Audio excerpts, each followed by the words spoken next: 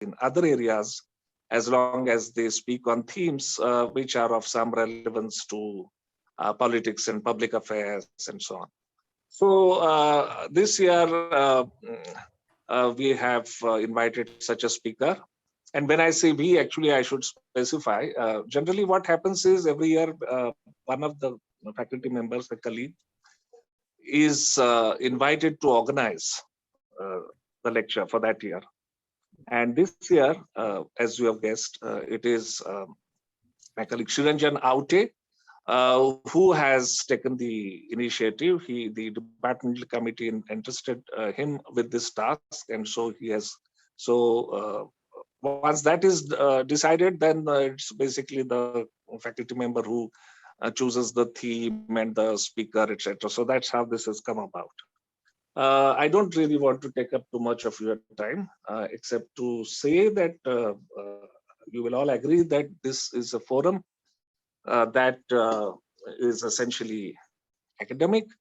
And so generally, we expect some kind of sober, scholarly type of discussion. And of course, the discipline, political science, and what we study, that is politics, is never very far away from controversy and contention, and all manner of argumentation and so on. That is only natural.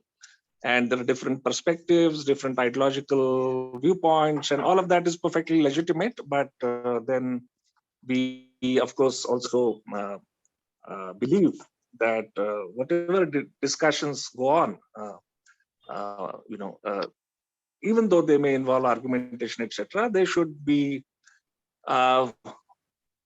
they should be informed essentially by an academic spirit, and they should never degenerate into something like, polemics. Though of course, we know the dividing line between sober argumentation and polemics tends to be thin and sometimes gets blurred. But we generally try to, to remain on the sober side, the sober academic side. Because otherwise, and especially these days, people get excited very easily, and there's a lot of name calling and mudslinging, etc. And that's something I think we would like to studiously avoid also in this particular kind of interaction that we propose to have. Having said that, I'll just say in 2 minutes that the theme, which has nothing specifically to do with political science as such, but as I said, we choose topics of larger public significance. So this is one of them, idea of a university. The phrase itself in the English-speaking world is particularly associated, though some of us have forgotten that, it's associated with a 19th century priest and scholar, John Henry Newman. And he gave a series of lectures 170 years ago, exactly, I think, 1852 in Dublin.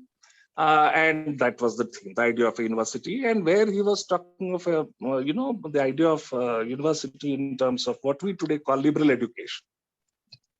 Okay, liberal education, which involves not just imparting and imbibing of knowledge, but also the shaping of character, okay, the cultivation of a certain kind of a personality, not in the narrow sense, but in a broad ethical sense. He was a priest, don't forget that. So, and research, of course, was considered to be relevant, but not central. It's interesting to recall that research was not considered to be, by Newman, to be central to the functioning of a university. All right. But the importance of research had been actually earlier stressed. And I believe the phrase itself, the idea of a university, in fact, goes back to Germany. And this is Germany 210 years ago, 1810, when von Humboldt, okay, he came up with this idea of a different type of university that would combine teaching as well as research in a very significant way, and where the faculty would have great autonomy. This would be universities driven essentially by the concerns, academic concerns, and pursuits, academic pursuits of the professors. So, so this, by the way, became a sort of a major model which was then emulated even by the United States of America later on, when they developed their university system, which is of course today globally the most prestigious, the one that's really very well funded, and so on and so forth.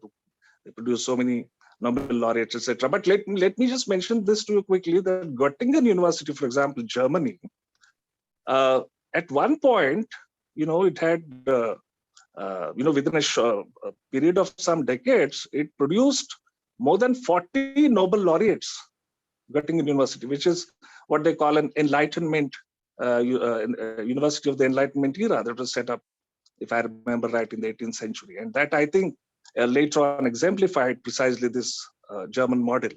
Okay? The research was also significant, but research became absolutely central later in the 20th century, and you have the American Research University as an example. I will not go on. I'll just simply say one thing, that through thick and thin, there have been many changes, especially in the last 50 years or so. There has been democratization of higher education in the Western world and other places, and universities are no longer the kind of those sorts of exclusive places they were, and naturally, therefore, subject to many more pressures.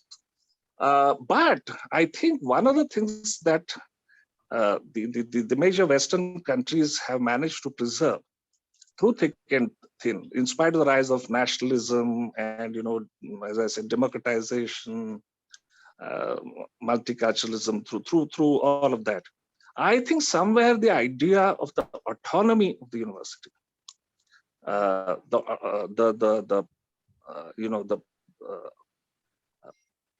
let's say that the central place given to academic pursuits, autonomous academic pursuits by teachers and students. So that has been preserved, because if that is destroyed, of course, then the university, then what you have is just the shell. The substance would be then gone. No university would be able to perform its task properly if it is simply wedded to the pursuit either of profit, or if it is kicked around by those who are in positions of power, right? Or even internally, if it is completely, becomes slave to a particular kind of ideology, which is either internally generated or externally imposed, whether it is left, right, or whatever. Right? So this is what I wanted to say. I'm sorry, I've already taken up too much of your time. So I'll now hand over. So I won't figure in this process now formally. And now I hand over the proceedings to my colleague, Shiranjan Avde. Thank you. Thank you, Professor Kulkarni. Thanks for giving me this opportunity to organize Professor VM Sirsikar Memorial Lecture. So आप सबका VM Sirsikar Memorial Lecture में स्वागत है. आज इस lecture के लिए professor Apoorvanand हमारे साथ है. ये हम सबके लिए बड़ी खुशी की बात है. वैसे तो प्रोफेसर अपूर्वानंद जी किसी परिचय के मोहताज नहीं है. अक्सर न्यूज़पेपर्स, जर्नल्स में हम समकालीन विषयों के बारे में उन्हें पढ़ते हैं, टीवी पे देखते हैं, पर इस लेक्चर की औपचारिकता को ध्यान में रखते हुए मैं उनका परिचय दे रहा हूँ. अपूर्वानंद झा, जैसे कि अभी बताया गया है, वो दिल्ली विश्वविद्यालय में हिंदी पढ़ाते हैं. बिहार में उन्होंने शिक्षा पूरी की है. पटना विश्वविद्यालय में हिंदी साहित्य में मार्क्सवादी सौंदर्य शास्त्री इस विषय पर उन्होंने पीएचडी की है. Dr. Jha was part of the core group that designed the national curriculum framework for school education in 2005 and was a member of the national focus group on teaching of Indian languages formed by the National Council for Educational Research and Training, NCRT. He has worked with the committee to advise on renovation and rejuvenation of higher education in India under the chairmanship of Professor Yashpal. Created by the Government of India in 2008, the committee worked to craft a new vision plan for the sector of higher education in India. साहित्य का एकांत सुंदर का स्वप्न, यह प्रेमचंद है. ये अभी नई किताब प्रोफेसर अपूर्वानंद जी ने लिखी है.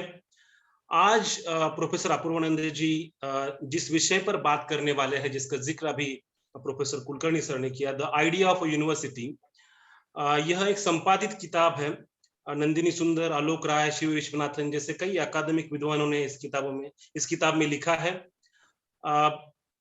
इस किताब में जो लिखा है जो कि modern universities should be catalyzers for social mobility. That means the space of this university should be, egalitarian, so that we can transcend social barriers. So विश्वविद्यालय क्या है, विश्वविद्यालय की सोच क्या है, इसका जिक्र प्रोफेसर अपूर्वानंद जी करने वाले हैं। हाल ही में उन्होंने एक आर्टिकल इंडियन एक्सप्रेस में लिखा था, जिसमें उन्होंने थियोडोर अडोर्नो को कोट करते हुए कहा था कि this is the responsibility of a teacher that there should not be Auschwitz again. I think ये हम सब के ऊपर बहुत बड़ा उत्तरदायित्व है, अहम उत्तरदायित्व है। और जिस हालात में, जैसे कि हम लोग जानते हैं कि कल रूस ने यूक्रेन के ऊपर जो हमला किया, ऐसे हालात में हम जी रहे हैं। तो मुझे लगता है कि एक तरह से आज विश्वविद्यालय पूंजीवाद, सांप्रदायिक तत्व और सामाजिक भेद, इस तरह का चारों ओर से हमला हो रहा है। So it's really challenging to keep alive the idea of India and idea of university. और हमारी यूनिवर्सिटी का नाम देश की पहली महिला अध्यापक सावित्रीबाई के साथ जुड़ा हुआ है। उन्होंने लड़कियों, औरतों के लिए नए अरमान दिखाए और नया दौर उन्होंने शुरू किया, इसलिए यह जिम्मेदारी और भी बढ़ती है। तो और ज्यादा समय न लेते हुए मैं प्रोफेसर अपूर्वानंद जी को विनती करता हूँ कि वो अपनी बात हमारे साथ साझा करें। बहुत शुक्रिया डॉक्टर श्री रंजन आवटे और प्रोफेसर कुलकर्णी। बहुत शुक्रिया प्रोफेसर श्री रंजन आवटे और प्रोफेसर कुलकर्णी मुझे इस बहुत ही प्रतिष्ठित व्याख्यान श्रृंखला में शामिल करने के लिए और यह मौका देने के लिए कि हम आज विश्वविद्यालय क्या है, विश्वविद्यालय का विचार क्या है, इस विषय पर बातचीत कर सकें। प्रोफेसर कुलकर्णी ने शुरू में यह बात ठीक ही कही और सावधान किया कि हम जो बातचीत कर रहे हैं वह सभ्यता के दायरे में होनी चाहिए। और प्रोफेसर कुलकर्णी का शुरू में इस बात को लेकर सावधान होना और सावधान करना ही इसका परिचायक है कि हम किस अवस्था में पहुंच गए हैं। यानी कोई भी चर्चा शुरू होने के पहले इसकी आशंका बनी रहती है कि यह संभवतः सभ्य विचार विमर्श के दायरे में न रह सके, और इसलिए वक्ता को भी सावधान करना होता है और श्रोताओं को भी सावधान करना होता है। और ये ठीक ही है। प्रोफेसर कुलकर्णी ने मेरा काम काफी आसान कर दिया, क्योंकि उन्होंने विश्वविद्यालय की अवधारणा की एक संक्षिप्त पृष्ठभूमि आपके सामने बहुत स्पष्टता के साथ रखी, जिससे हमारे समझ में यह आए कि दरअसल विश्वविद्यालय का विचार जिसे कहते हैं उसके केंद्र में क्या चीज है। उन्होंने ये बतलाया कि पहले विश्वविद्यालय का विचार जिसे कहते हैं आइडिया ऑफ यूनिवर्सिटी, उसमें शोध केंद्र में नहीं था, शिक्षण केंद्र में था, और बाद में शोध केंद्र में आया। लेकिन जब वे बोल रहे थे तो यह बहुत स्पष्ट था कि वो ये कह रहे हैं कि आइडिया ऑफ यूनिवर्सिटी दरअसल एक पाश्चात्य अवधारणा है, और इस बात से हमें कोई संकोच नहीं करना चाहिए। यह बात कोई शर्मिंदगी की नहीं है कि हम एक पाश्चात्य अवधारणा को, जिसे हम स्थानीय भूमि कहते हैं, अपना देश कहते हैं, उस अवधारणा को हम अपने देश में लागू कर रहे हैं। इस बात में हमें हमारे देश के, हमारे राष्ट्र के लोगों को कभी संकोच नहीं हुआ कि दुनिया के किसी भी कोने में अगर कोई विचार उत्पन्न हो रहा है और वह हमें मानवीय विचार लगता है या वह मानवीयता को अग्रसर करने में सहायक विचार लगता है, तो उसे अपनाने में हमने कभी कोई झिझक नहीं दिखलाई। जनतंत्र इसका सबसे बड़ा उदाहरण है, और फ्रांसीसी क्रांति से के आदर्शों को हमने अपने संविधान के आदर्शों में परिणत करने में कोई संकोच नहीं किया, हमें किसी प्रकार का हीनता बोध नहीं हुआ। और इससे एक बात बहुत स्पष्ट होती है जो विश्वविद्यालय की अवधारणा के केंद्र में है, और वह यह कि विचार सार्वभौम होते हैं उनके उत्पन्न होने की भौगोलिक और सांस्कृतिक अवस्था और ऐतिहासिक अवस्था कुछ भी हो, वे सार्वभौमिक होते हैं और वे सब पर लागू होते हैं, और इसको लेकर बहस हो सकती है कि उनका उपयोग कैसे किया जा सकता है। लेकिन हम उनकी सार्वभौमिकता पर, यानी कोई विचार यदि यूरोप में पैदा हुआ तो हमारा विराग उससे इस वजह से नहीं हो सकता कि वह यूरोप में पैदा हुआ है, और हम अपना देशीकरण करने या राष्ट्रीयकरण करने के चक्कर में अपने आप को पूरी दुनिया में चल रहे विचार विमर्श से काट कर नहीं चल सकते हैं। तो मैं प्रोफेसर कुलकर्णी की बात को ही आगे बढ़ाना चाहूंगा, और मैं मानता हूं कि वो विश्वविद्यालय का सबसे महत्वपूर्ण कार्य है और उसकी अवधारणा के केंद्र में है, और वह यह है कि वह समाज को सभ्यता का अभ्यास करने के उपकरण मुहैया कराए। दूसरा यह कि वह पूरे समाज को अपने आप को समझने, उसके परिवेश को समझने में उसकी सहायता करे, और उस समाज को अपने आप से वार्तालाप करने में और अपने आप के बारे में विचार करने में उसकी सहायता करे। इस बात को हम एक आध मिनट में समझने का प्रयास करेंगे कि जब हम ये कह रहे हैं तो उसका अर्थ क्या है। उसके पहले मैं उस प्रश्न को भी उठाना चाहता हूं जो आरंभिक वक्तव्य में कहा गया, परिचय के वक्तव्य में, कि हमारी चर्चा अकादमिक तरीके से होनी चाहिए। जब हम कहते हैं कि और दूसरे के उसे बहुत ज्यादा विवादात्मक नहीं होना चाहिए। तो जब हम ये कहते हैं अकादमिक, तो अकादमिक शब्द बहुत विडंबनापूर्ण भी है और दिलचस्प भी है, क्योंकि हम लोग अक्सर ये कहते हैं कि अब यह मसला सिर्फ अकादमिक महत्व का रह गया है। आपने सुना होगा, now it's a matter of academic debate, जिसका मतलब यह है कि अब इसका कोई वास्तविक अर्थ नहीं है, इसका सिर्फ अकादमिक अर्थ रह गया है।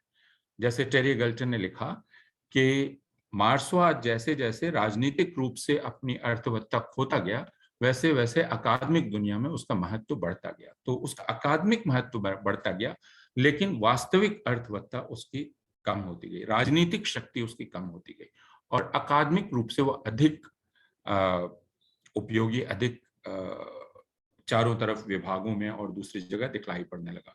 तो इसका अकादमिक शब्द को अगर सरलीकृत करें, थोड़ा आसान करें, सिंप्लीफाई कर दें, तो ये कह सकते हैं कि किसी चीज के एकेडमिक होने का मतलब है वास्तविक रूप से उसका मृत हो जाना, उससे कोई खतरा नहीं है, आप अब एकेडमिक ढंग से इस पर बात कर सकते हैं, अब इसका कोई जिंदा अर्थ नहीं रह जाएगा।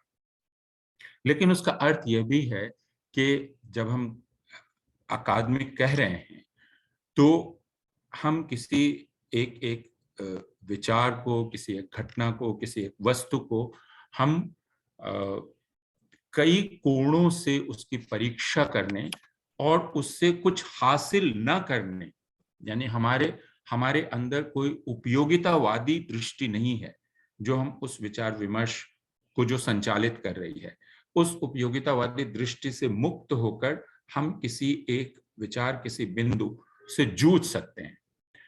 हम उससे कुछ प्राप्त नहीं करना चाहते हैं, हम उसे समझना चाहते हैं, और समझने की यह प्रक्रिया सरल नहीं है, जटिल है। मैं वस्तुनिष्ठता और निष्पक्षता जैसे पदों का अभी इस्तेमाल नहीं कर रहा हूं, लेकिन मैं सिर्फ यह कह रहा हूं कि अकादमिक होना इतना सरल भी नहीं है, और अकादमिक होने के लिए जिस दृढ़ता की, जिसे आप अंग्रेजी में कह सकते हैं रिगर, जिस रिगर की आवश्यकता होती है, वह बाकी जगह के विचार विमर्श की जल्दबाजी, उसकी जो हड़बड़ी है, उससे हमें विरत करने को लगातार सावधान करता रहता है।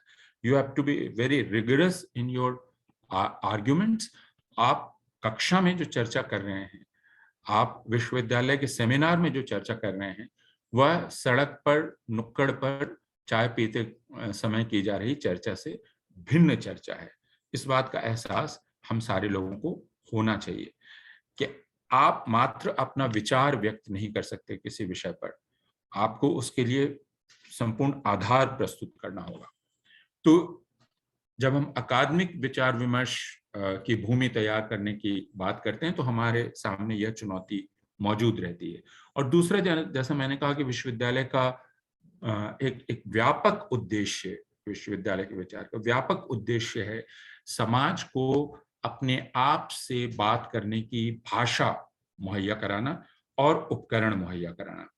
मैंने पहले कहा था कि इसे हम एक आध मिनट में समझेंगे, और वह इस तरह से समझें कि अभी हाल में हम और अभी हम उससे पूरी तरह से उबर गए हैं ऐसा नहीं कहा जा सकता। अगर उबर गए होते तो हम इस माध्यम से शायद बात ना कर रहे होते, मैं पुणे में होता और आपके आमने सामने होता, जैसा आम चलन है और हम सारे लोग चाहते हैं। और अभी परसों से हमारे यहाँ वापस भौतिक यानी आमने सामने कक्षाएं आरंभ हुई हैं। हम एक बड़ी महामारी के बीच में हैं, हम पूरी तरह से उससे उबर नहीं गए हैं। लेकिन यह महामारी है क्या? यह वायरस क्या है? इसको कैसे समझा जाए और इसके साथ रिश्ता कैसे बनाया जाए, यह हम कैसे करें? इसमें हमारी मदद कौन कर सकता है? इसमें जाहिरा तौर पर हमारी मदद वैज्ञानिक करेंगे, वो वैज्ञानिक जो शोध केंद्रों में काम करते हैं, शोध केंद्र जिनका विश्वविद्यालयों से अब घनिष्ठ रिश्ता है। जैसा प्रोफेसर कुलकर्णी ने शुरू में बतलाया कि शोध और शिक्षण दोनों ही विश्वविद्यालय के अनिवार्य कार्य माने जाते हैं। यानी शोध विहीन शिक्षण नहीं और शिक्षण विहीन शोध नहीं, दोनों ही उसके अनिवार्य भाग माने जाते हैं। तो अगर वैज्ञानिक अपनी भूमिका ना निभाएं, वैज्ञानिक जिनके बारे में यह भी कहा जा सकता है कि वे किसी न किसी प्रकार से अध्यापन से जुड़े हुए हैं या विश्वविद्यालय भूमिका से जुड़े हुए हैं, अगर वे अपनी भूमिका ना निभाएं और समाज को ईमानदारी से सूचना न दें, तो समाज इस वायरस को समझ नहीं पाएगा। और यह दुविधा हमने पिछले 3 वर्षों में देखी है कि क्यों हमारे पास अगर पूरी सूचना ना हो या सूचनाओं का नियंत्रण हो तो उस पर बातचीत बहुत ही विकृत हो जाती है, नीति निर्माण भी विकृत होता है और उस पर सामाजिक चर्चा भी बहुत विकृत या सरलीकृत हो जाती है। किसी भी विषय में वह चाहे यह हो या राज्य सरकार का कोई फैसला हो या दुनिया में घटित हो रही कोई भी घटना हो। अभी रूस ने यूक्रेन पर हमला किया और भारत के टेलीविजन चैनल्स चीख चीख कर राष्ट्रपति पुतिन की तारीफ कर रहे हैं और वह कह रहे हैं कि यह फ्लावर नहीं फायर है। लेकिन ये जिम्मेदारी अंतर्राष्ट्रीय संबंधों के विभाग की होगी, अलग अलग विश्वविद्यालयों में राजनीति शास्त्र विभाग की होगी, उससे जुड़े जो अंतर्राष्ट्रीय संबंधों का अध्ययन करते हैं उन विभागों की होगी कि वह हमें समझाएं कि यह क्या है, क्यों हो रहा है और यह जैसा ठीक सामने दिखलाई पड़ रहा है उसके पीछे बहुत कुछ क्या घटित होता चला आया है और क्यों हमारा रिश्ता इससे जुड़ता है। तब समाज में इसको लेकर एक सुचिंतित ढंग से विचार विमर्श हो सकता है। लेकिन यदि विश्वविद्यालय यह काम ना करें तो समाज में सूचनाओं का अभाव होगा और सूचनाओं के अभाव के चलते और उस पद्धति का भी अभाव होगा जिस पद्धति से हम किसी विषय को समझने और उस पर विचार करने का काम करते हैं। और फिर सारा कुछ एक वाद सिर्फ आप जिसे कहते हैं पोजीशंस या ओपिनियंस के आपकी आपसी टकराहट के कोलाहल में बदल जाएगा। एक शोर हमारे चारों तरफ मचता रहेगा जो हम पिछले कई वर्षों से विशेषकर भारतवर्ष में देख रहे हैं कि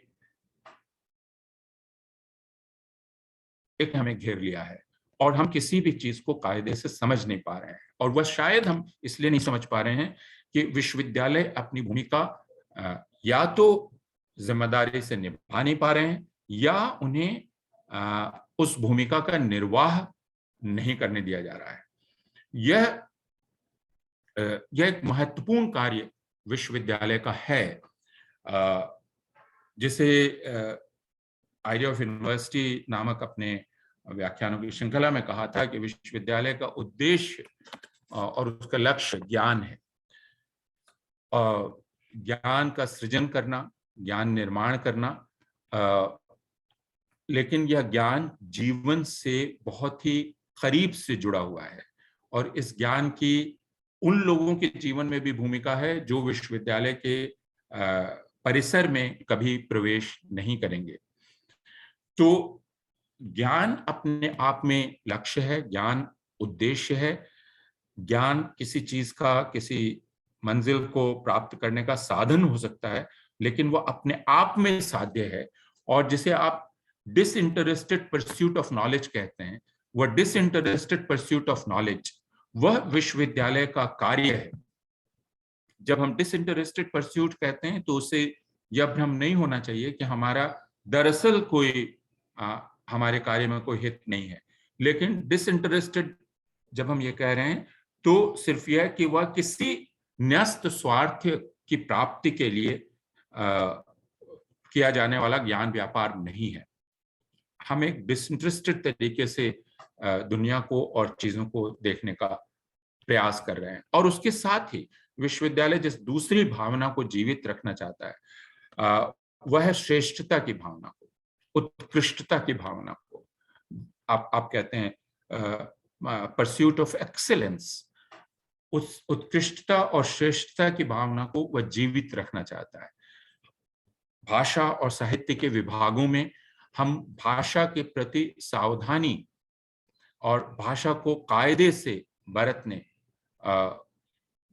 का अभ्यास कराने का कार्य करते हैं।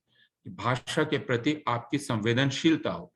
तो जिस चीज से विश्वविद्यालय जूझता रहता है लगातार, वह है काम चलाऊपन के खिलाफ, कि कोई भी चीज काम चलाऊ तरीके से कर दी जाए। विश्वविद्यालय उसके बरक्स किसी भी चीज को पूर्णता और श्रेष्ठता और उत्कृष्टता के साथ करने की प्रेरणा लगातार देता रहता है। और उत्कृष्टता और रिगर, इन दोनों में एक गहरा रिश्ता है। इसलिए आपने कोई विचार व्यक्त किया, उस विचार को आपने रिगरसली उस विचार की परीक्षा की है या नहीं, और उस परीक्षा में आपने सामूहिक एक पूरे समूह को उस परीक्षा में शामिल किया है कि नहीं, यह आपके समक्ष चुनौती है। और इसीलिए विश्वविद्यालय में जो दूसरा शब्द बहुत ही महत्वपूर्ण होता है वह है जवाबदेही का, यानी जिसे आप हम पेशा कहते हैं, जिसे आप पीयर ग्रुप कहते हैं। विश्वविद्यालय में जितने भी काम करने वाले लोग हैं वे वास्तव में जवाबदेह उस पीयर ग्रुप के प्रति, और उनका सबसे बड़ा सम्मान उस पीयर ग्रुप से मिलने वाली मान्यता है वह। और हम जानते हैं कि इसमें कई बाहरी कारक बाधा बन सकते हैं। हो सकता है कि जैसे सावित्रीबाई फुले के नाम पर यह विश्वविद्यालय है, और हमको ये पता है कि नारी होना ही अपने आप में, नारी का विचार पीयर ग्रुप स्वीकार कर ले, यह इतना आसान नहीं था अगर वो पीयर ग्रुप सिर्फ पुरुषों का पीयर ग्रुप है। आप पुणे के हैं, लेकिन आपको यह भी पता है कि यह कतई संभव था सारे पूर्वाग्रहों के बावजूद। आप पुणे के हैं और पुणे पंडिता रमाबाई के नाम से बहुत करीब से जुड़ा हुआ है। और आपको यह पता है कि पंडिता रमाबाई को स्वीकार उस वक्त के पीयर ग्रुप ने किया था जो प्रायः पुरुषों का पीयर ग्रुप था। तो विद्वत्ता या स्कॉलरशिप अपनी जगह बनाती है अपनी दृढ़ता और अपने रिगर की वजह से, और यह संभव होता है। और इस वजह से बहुत सारे लोग अपने पूर्वग्रहों को छोड़कर उसे स्वीकार करने को बाध्य होते हैं। जैसा मैं कहूंगा कि पंडिता रमाबाई के समय हुआ जब उन्हें पंडिता की उपाधि दी गई और उनको स्वीकार किया गया कि वो संस्कृत की बहुत बड़ी विदुषी हैं। उसको लेकर सारे विवाद से आप परिचित हैं, पूरी बहस से आप परिचित हैं। लेकिन यह बात कि यह स्वीकृति हो सकती है, एक्सेलेंस की स्वीकृति हो सकती है, श्रेष्ठता की स्वीकृति हो सकती है, उत्कृष्टता की स्वीकृति हो सकती है, और वह आपके पूर्वग्रहों को झकझोर सकती है और आपको पुनर्विचार करने को बाध्य कर सकती है कि आपका यह जो पूर्वग्रह है कि महिला या नारी दरअसल इस क्षेत्र में इस क्षेत्र के योग्य ही नहीं है, जिसे आप विद्वत्ता का क्षेत्र कहते हैं, उसके योग्य ही नहीं है, उसको तोड़ने में यह श्रेष्ठता अपनी भूमिका निभा सकती है। तो विश्वविद्यालय का एक दूसरा काम यह भी है कि वह एक्सेलेंस को परस्यू करे और उसकी एक संस्कृति समाज में डालने की कोशिश करे जो काम चलाऊपन की संस्कृति के विरुद्ध है। और इस वजह से जब हम एक्सेलेंस की बात करते हैं, हम जब श्रेष्ठता की बात करते हैं, तो श्रेष्ठता के साथ ही जो दूसरे विचार को विश्वविद्यालय धीरे धीरे, और यह बात भी आरंभिक वक्तव्य में परिचय के वक्तव्य में कही गई कि जो दूसरी चीज विश्वविद्यालयों के साथ घटित हुई पिछली सदियों में, वह थी जिसे आप विश्वविद्यालयों का जनतंत्रीकरण कहते हैं, उसका डेमोक्रेटाइजेशन कहते हैं। अब कुछ लोग उसे मासिफिकेशन कहने लगे कि विश्वविद्यालयों का मासिफिकेशन हो रहा है। तो और इसने उनके सामने चुनौती प्रस्तुत की है, भारतीय विश्वविद्यालयों के सामने भी, और क्योंकि भारतीय विश्वविद्यालयों का जन्म, जो आधुनिक विश्वविद्यालय हैं, वो औपनिवेशिक काल में ही हुआ, और जो अभ्यास भारतीय विश्वविद्यालयों का था उसमें वे अत्यंत ही इत्मीनान से, हम कह सकते हैं कि आज से 40 वर्ष पहले तक काम करते रहे। जब 40 वर्ष पहले जब समाज और राजनीति ने विश्वविद्यालय को एक नींद से जगाया, और यह भी एक विरोधाभासी चीज है क्योंकि हम यह मानते हैं कि विश्वविद्यालय समाज को नींद से जगाते हैं, विश्वविद्यालय समाज को विचार प्रदान करते हैं, लेकिन एक उल्टी चीज भी दिखलाई पड़ती है। वह यह कि कई बार समाज और राजनीति विश्वविद्यालय को बतलाती है कि उसने जो सुरक्षित घेरा बना लिया है, उस सुरक्षित घेरे से उसको निकलना होगा। और इसलिए जब आरक्षण का प्रस्ताव आया और विश्वविद्यालयों को अपना दरवाजा खोलने के लिए कहा गया, तो सबसे ज्यादा विरोध विश्वविद्यालयों की ओर से हुआ, और यह विरोध क्रमिक रूप से हुआ। आप पहले दौर में और दूसरे दौर में और तीसरे दौर में हर बार विश्वविद्यालयों ने उसका विरोध किया, यह कहकर कि यह श्रेष्ठता को हो सकता है समाप्त कर दे, यह उस पर हमला है। तो एक तनाव, एक बहस जनतांत्रिकता और श्रेष्ठता के बीच चलती रही कि या तो आप जनतांत्रिक हो सकते हैं या आप श्रेष्ठ हो सकते हैं, आप उत्कृष्ट हो सकते हैं। और इसमें जो प्रश्न भारतीय विश्वविद्यालयों के समक्ष आया वह प्रश्न भाषा का प्रश्न था, क्योंकि एक बड़ी आबादी विश्वविद्यालय के अंदर दाखिल हुई, जो आबादी शताब्दियों से, जिसे आप शिक्षा का केंद्र कहते हैं, उसकी चौखट को जिसने पार नहीं किया था, और उसके विश्वविद्यालयों में प्रवेश करते समय ही जो विश्वविद्यालयों में दशकों से सक्रिय लोग थे और उनको जिस भाषा का अभ्यास था, जिससे वे आराम से काम करते आए थे, अचानक उन्हें झटका लगा और उनको अपने अभ्यास में परिवर्तन की कोशिश करनी पड़ी। और यहाँ फिर वह संकट खड़ा हुआ कि क्या आप इस चुनौती का सामना एक काम चलाऊ तरीके से कर लेंगे या वहां भी आप रिगर का परिचय देंगे। और हम ये कह सकते हैं कि भारतीय विश्वविद्यालयों ने इसमें कोई बहुत प्रशंसनीय उदाहरण प्रस्तुत नहीं किया है। मैं कुछ विभागों को जानता हूं, और वहाँ सावित्रीबाई फुले यूनिवर्सिटी में जो स्त्री अध्ययन केंद्र है, मैं उसका जो अभ्यास है उससे थोड़ा बहुत परिचित हूं, और कुछ दूसरे विश्वविद्यालयों के भी। लेकिन आम तौर पर विश्वविद्यालयों ने इसमें एक काम चलाऊ तरीके का परिचय दिया। तो जो दबाव विश्वविद्यालय पर सामाजिक या राजनीतिक दबाव पड़ता है, वह उसे खुद अपनी परीक्षा करने के लिए भी बाध्य करता है या प्रेरित करता है। आज से कोई 12 वर्ष पहले, 13 वर्ष पहले या उसके भी पहले, जब आरक्षण के एक नए स्तर की घोषणा हुई, तो हम सब लोगों ने देखा कि भारत के जो श्रेष्ठतम शिक्षा संस्थान कहे जाते हैं, IIT और all India institute of medical sciences, वहां से उसका तीव्र विरोध हुआ। वहां के छात्रों ने उसका तीव्र विरोध किया। उन्होंने ये मानने से इनकार किया कि भारत नामक समाज में जातिगत भेदभाव के कारण अभी भी शिक्षा एक विकृत तरीके से शिक्षा का व्यापार संचालित हो रहा है, और उसे संयमित करने के लिए और ठीक करने के लिए एक बाहरी हस्तक्षेप की आवश्यकता है। तो इस पर भी हमें विचार करना पड़ेगा कि ऐसा क्यों हुआ कि जिसे जनतंत्रीकरण कहा जाता है, इस जनतंत्रीकरण की प्रेरणा विश्वविद्यालय के भीतर से नहीं आ पाई। हमारे तमाम लिबरल एजुकेशन के हमारे लंबे प्रशिक्षण के बावजूद हम यह नहीं देख पाए कि विश्वविद्यालय विशेषाधिकार प्राप्त सामाजिक समुदायों के केंद्र हैं, जो पीढ़ी दर पीढ़ी उस विशेषाधिकार को स्थानांतरित करते चले जा रहे हैं।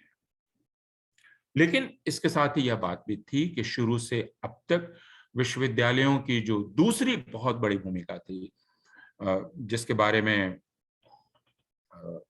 हमारे मित्र श्री रंजन ने कहा कि उनकी भूमिका है एक तरह के अभिप्रेरक की या उत्प्रेरक की सामाजिक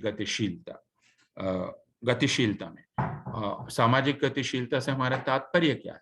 मैं उसे सिर्फ सामाजिक गतिशीलता नहीं कहूंगा, मैं यह भी कहना चाहूंगा कि वह सामाजिक गतिशीलता के साथ साथ वह एक नए प्रकार के साहचर्य को भी जन्म देता है विश्वविद्यालय, और उसके लिए भी वह एक बड़ा उत्प्रेरक है।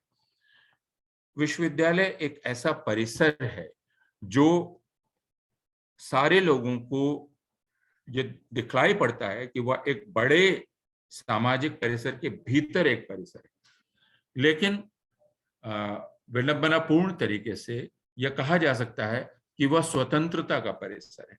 यानी हम सारे लोग जो विश्वविद्यालय में आते हैं, अलग अलग समुदायों से, अलग अलग सांस्कृतिक परिवेश से, वे सारे लोग जब विश्वविद्यालय में पहुंचते हैं तो वे अपने सामुदायिक बंधनों, अपने सामुदायिक दबावों से अचानक ही स्वतंत्र महसूस करने लगते हैं। उन पर जो नियम, कानून, कायदे विश्वविद्यालय में आने के पहले लागू होते थे, परिवार की ओर से, उनके समुदाय की ओर से, उनके समाज की ओर से, विश्वविद्यालय में आते ही उनको एक स्वतंत्रता का अनुभव होता है। और दूसरी जो सबसे बड़ी चीज विश्वविद्यालय उपलब्ध कराता है, वह है उन्हें नए प्रकार की निकटताएं उन्हें मिले, इसका अवसर। पुणे के विश्वविद्यालय में मणिपुर के छात्र भी होंगे, पुणे के विश्वविद्यालय में बिहार के भी छात्र होंगे, और पुणे विश्वविद्यालय में असम के और केरल के भी छात्र होंगे।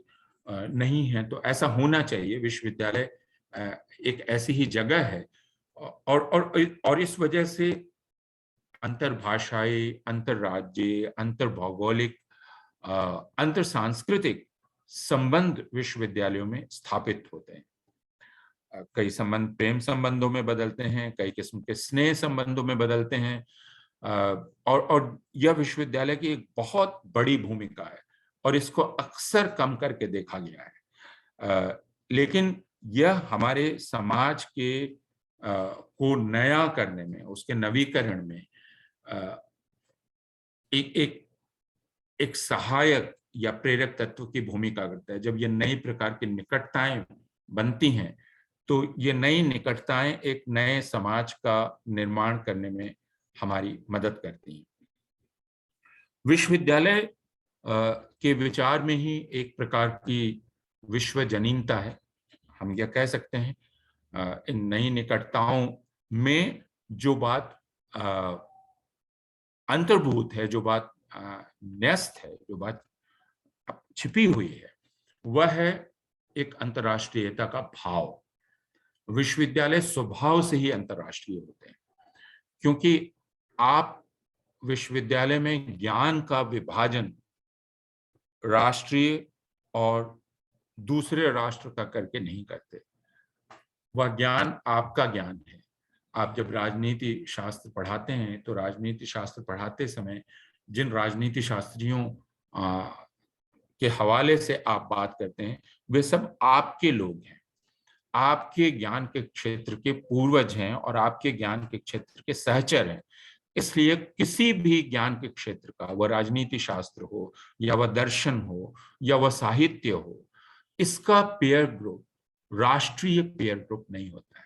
यह पेयर ग्रुप हमेशा, हम पेशों का जो यह समूह है, यह हमेशा अंतरराष्ट्रीय होता है। हम यह नहीं कहते हैं कि हमें सिर्फ भारत के भीतर मेरा जो मेरी जो विद्वत्ता का क्षेत्र है, मेरे जो अध्ययन का क्षेत्र है, उसमें मैं सिर्फ भारत के भीतर अपने मित्रों को, अपने सहकर्मियों को संबोधित कर रहा हूं, बल्कि जो मैं बात कह रहा हूं या जो वह बात मैं अंतरराष्ट्रीय राजनीति शास्त्र के समुदाय से कर रहा हूं, और उसे अंतरराष्ट्रीय राजनीति शास्त्र के समुदाय को सुनना चाहिए। वो चाहे मेडिसिन हो, वो चाहे नेफ्रोलॉजी हो, वो चाहे कोई भी ज्ञान का कोई भी क्षेत्र हो, दर्शन हो या मनोविज्ञान हो, हम इसमें जब भी कोई एक विचार व्यक्त करते हैं तो एक महत्वाकांक्षा, जब हम किसी एक विचार का निर्माण करते हैं तो हमारी एक महत्वाकांक्षा यह होती है कि इसे इस ज्ञान के क्षेत्र में स्वीकृति मिले। हम ये नहीं कहते हैं यह सिर्फ एक भारतीय राजनीति विज्ञानी या भारतीय राजनीति शास्त्री या भारतीय खगोल शास्त्री इस विचार को माने। हमें मानते हैं कि खगोल विज्ञान हो या भौतिक विज्ञान हो या राजनीति विज्ञान हो, इसमें जो अंतरराष्ट्रीय बिरादरी है विद्वत्ता की, उस अंतरराष्ट्रीय बिरादरी में मेरा मैं जो यह कहने जा रहा हूं या कहने जा रही हूं वह विचारणीय समझा जाए। स्वीकार हो, स्वीकार न हो, यह अलग मसला है, लेकिन विचारणीय हो, यह हमारी अध्येताओं के रूप में हम सबकी महत्वाकांक्षा होती है। हम सब इसी तरफ अपना उद्यम करते रहते हैं। इसलिए हमारा उद्यम ही अपने आप में, हमारा पूरा अभ्यास ही खुद ब खुद एक अंतरराष्ट्रीय, हम जब कोई बहस कर रहे होते हैं तो वह बहस एक राष्ट्रीय दायरे में नहीं होती, वह बहस अंतरराष्ट्रीय दायरे में होती है। और इस वजह से विश्वविद्यालय का स्वभाव, विश्वविद्यालय का चरित्र अंतरराष्ट्रीय होता है, और इसीलिए हम एक अंतरराष्ट्रीय संवाद के बीच में हैं, हम एक अंतरराष्ट्रीय विचार विमर्श के बीच में हैं, और हमें यह सुविधा नहीं है कि हम जो कुछ भी घटित हो रहा है दुनिया के दूसरे विश्वविद्यालयों में या दुनिया की दूसरी जगहों में, हम उससे आंख मूंद लें और कहें कि नहीं, हम यहाँ पुणे में जो का बात कर रहे हैं वो अपने आप में स्वायत्त है और पूर्ण है, और उसको किसी और की स्वीकृति की और किसी और की मान्यता की या किसी और की उत्सुकता की, अगर मैं मान्यता छोड़ भी दूं, क्योंकि कुछ लोग कह सकते हैं कि आप मान्यता क्यों चाहते हैं, लेकिन यदि मेरे विचार को लेकर दुनिया के दूसरे हिस्सों में किसी प्रकार की उत्सुकता ना हो तो मानना चाहिए कि वह अत्यंत ही संकुचित है और उसकी उपयोगिता भी संदिग्ध है। वह इसके लिए आवश्यक नहीं है कि आप अंतरराष्ट्रीय भ्रमण करें, लेकिन वह अंतरराष्ट्रीय उत्सुकता का विषय होना चाहिए। यह विश्वविद्यालय की धारणा के केंद्र में छिपी हुई बात है।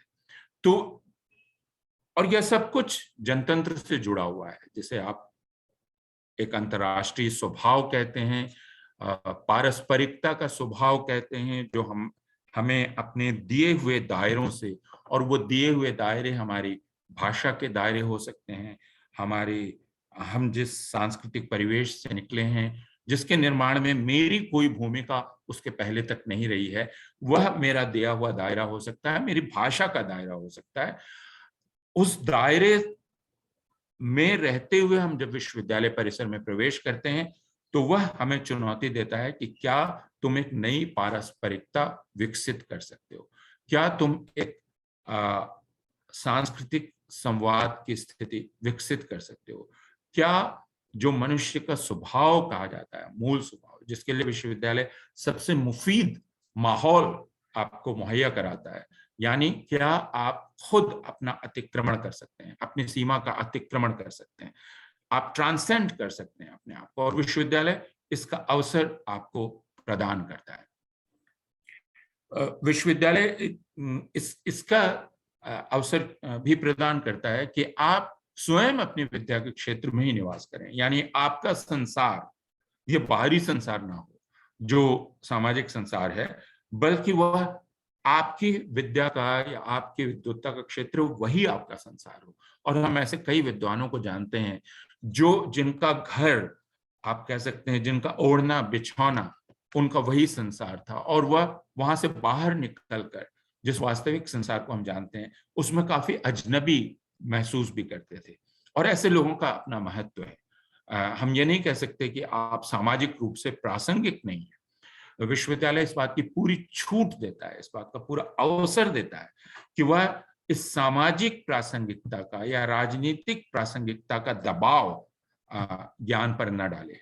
और जैसे मैं डिसइंटरेस्टेड परस्यूट कह रहा था, उसे डिसइंटरेस्टेड परस्यूट का एक दूसरा पहलू यह है कि वह वही ज्ञान ही उसका घर हो, वही उसका आवास हो, वही उसका पूरा संसार हो। यह सुविधा भी विश्वविद्यालय ही प्रदान करता है, और ऐसा होना चाहिए, ऐसा संभव होना चाहिए।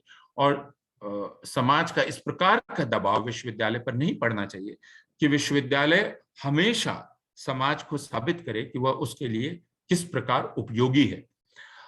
विश्वविद्यालय को समाज के लिए उपयोगी बनाने का प्रलोभन बहुत बड़ा है, और यह राजनीतिक रूप से बहुत ठीक भी जान पड़ता है जब लोग कहते हैं कि उसे प्रासंगिक होना चाहिए। लेकिन इसके खतरे हैं, और इसके खतरे अलग अलग समय में दुनिया में विश्वविद्यालयों ने झेले, जब समाज ने उनको अनुकूल करने का प्रयास किया है। यह अयतुल्ला खमैनी के समय ईरान में देखा गया, जब विश्वविद्यालयों को अनुकूल करने का प्रयास किया गया। स्टालिन के सोवियत संघ में यह देखा गया जब विश्वविद्यालयों को अनुकूल करने का प्रयास किया गया। मैकार्थी के समय अमेरिका जैसे देश में यह देखा गया जब विश्वविद्यालयों के या विद्वत्ता के क्षेत्र को एक विशेष प्रकार से अनुकूलित करने की कोशिश की गई। और हम यह कह सकते हैं कि हम पूरी दुनिया में अभी एक ऐसे वक्त में रह रहे हैं, और भारतवर्ष में हम उसे बहुत तीव्रता से उस बात को अनुभव कर रहे हैं, जब विश्वविद्यालय पर एक बड़ा सामाजिक दबाव पड़ रहा है कि वह अपने आप को राष्ट्रवादी ढंग से उपयोगी साबित करे। यानी विश्वविद्यालयों से मांग की जा रही है कि वह अपनी हर गतिविधि को राष्ट्रवाद के संदर्भ में परिभाषित करें, और यह विश्वविद्यालय की बुनियादी मान्यता के विरोध में है कि वह अपने आप, क्योंकि विश्वविद्यालय का कार्य राष्ट्रवादी पैदा करना नहीं है, और अगर विश्वविद्यालय का काम राष्ट्रवादी पैदा करना होगा तब पुणे विश्वविद्यालय में किसी अफ्रीकी छात्र का, किसी अंग्रेज छात्र का, किसी अमेरिकी छात्र का, किसी चीनी छात्र के होने का कोई औचित्य ही नहीं होगा। और उसी तरह चीन के किसी विश्वविद्यालय में भारत के किसी छात्र के होने का उद्देश्य नहीं होगा, यदि राष्ट्रवादी ढंग से विश्वविद्यालय अपने आप को परिभाषित करने लगेंगे। तो जाहिर है कि विश्वविद्यालय अपनी मूल प्रतिज्ञा से विचलित हो रहे होंगे, या उससे च्युत हो रहे होंगे, या उससे एक तरह से वो विपथगामी हो रहे होंगे, वो अपनी मूल संकल्पना को छोड़ रहे होंगे। तो यह दबाव, जो दबाव विश्वविद्यालयों पर पड़ता है, और यह अनेक प्रकार से पड़ता है। इसको शुरू में कहा गया, स्टालिन की रूस में वह राष्ट्रवाद नहीं था, लेकिन समाजवाद का दबाव कि आपको इस संदर्भ में, वह चाहे जीव विज्ञान हो, वह चाहे भौतिक विज्ञान हो, वह चाहे दर्शन हो, वह चाहे साहित्य हो, उसे अपने आप को, जो आधिकारिक समाजवाद था, उस संदर्भ में अपने आप को परिभाषित करना था, और उस संदर्भ में अपने आप को व्याख्यायित करना था, वो चाहे मनोविज्ञान हो। और समाजवादी मनोविज्ञान या समाजवादी प्राणी शास्त्र, इन ऐसी संकल्पनाएं सामने आई, और या हम अब चीन में देख रहे हैं और यही चीज दूसरे ढंग से घटित हो सकती है और घटित हो रही है भारतवर्ष में, जब आप अपने सारे शोध को और अपने सारे शिक्षण को यदि राष्ट्रवाद की परियोजना के संदर्भ में आप उसका औचित्य साबित करना चाहते हैं, तो आप उसे उसके मूल विचार से दूर हटा लेते हैं। फिर वह ज्ञान नहीं रह जाता है, फिर वह विश्वविद्यालय का कार्य नहीं रह जाता है, वह कुछ और हो जाता है। और विश्वविद्यालय का एक कार्य इससे संघर्ष करना भी है। और ये हम सब ने देखा कि भारतवर्ष के विश्वविद्यालय जिस चुनौती से जूझ रहे हैं, बहुत सारे विश्वविद्यालयों ने घुटना टेक दिया है, बहुत सारे विश्वविद्यालय बहुत सारी युक्तियां निकाल रहे हैं जिससे वे इससे जूझ सकें, इस अपने आप को राष्ट्रवादी उपयोगिता की जकड़न से मुक्त करने कि वो बहुत सारी युक्तियां निकाल रहे हैं। हम यह देखते हैं कि हमारे पास लगातार केंद्रीय संस्थाओं से परिपत्र आते रहते हैं जिसमें शैक्षणिक योजनाएं और दूसरे कार्यक्रम जिससे विश्वविद्यालय अधिक से अधिक साबित कर सकें कि वे राष्ट्रवादी हैं, इसका उन्हें अवसर दिया जाता है। और इन अवसरों यानी विश्वविद्यालय क्या कभी भी विश्वविद्यालयों ने यह प्रश्न किया कि क्यों 2014 के ठीक बाद विश्वविद्यालय के जितने प्रसाधन गृह थे, जिन्हें आप टॉयलेट कहते हैं, उसमें अचानक एक प्रसाधन गृह पर दिव्यांग लिख दिया गया। यह काम विश्वविद्यालयों का था कि वे दिव्यांग शब्द की परीक्षा करें कि क्या दिव्यांग शब्द इस्तेमाल किया जा सकता है कि नहीं। और बहुत दिन नहीं हुए, हालांकि इस विषय पर विश्वविद्यालय में अभी भी पर्याप्त काम नहीं हुआ है, जब हमने इस पर काफी बहस की कि डिसेबल्ड और डिफरेंटली एबल्ड या जिसे हम विजुअली चैलेंज्ड कहते हैं, इस तरह के शब्दों का इस्तेमाल हम कैसे करें, इस पर विश्वविद्यालयों में बहस हुई। लेकिन मेरे लिए भाषा के एक अभ्यासकर्ता के रूप में, भाषा के एक छात्र, साहित्य के एक पाठक के रूप में मेरे लिए बहुत चिंता का विषय था कि विश्वविद्यालयों ने बिना सोचे दिव्यांग शब्द का प्रयोग आरंभ कर दिया। और यह एक चेतावनी की घंटी थी 2014 के बाद कि विश्वविद्यालयों ने अपना प्राथमिक कार्य छोड़ दिया है। और वह प्राथमिक कार्य है कोई भी, और यह जैसे आप कह सकते हैं रक्षणशील या conservative function of universities. Universities should be in a way conservative and not radical.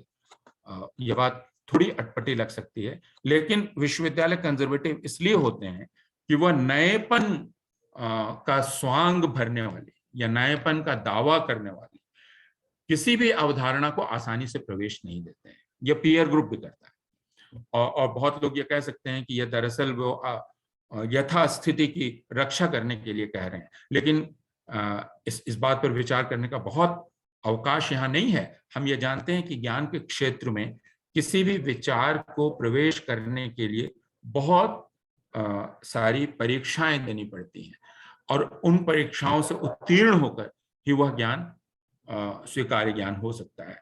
तो अगर विश्वविद्यालय ने अपना कार्य, विश्वविद्यालय समुदाय ने अपना यह कार्य छोड़ दिया और आप उसे नकारात्मक तरीके से, जो बहुत सारे लोग उसे पहरेदारी कहते हैं या बहुत सारे लोग गेट कीपिंग कहते हैं, गेट कीपिंग नकारात्मक शब्द है, लेकिन मेरी यह समझ है कि रक्षणशीलता विश्वविद्यालय का एक दायित्व है और उसे एक प्रकार का प्रतिरोधक होना चाहिए।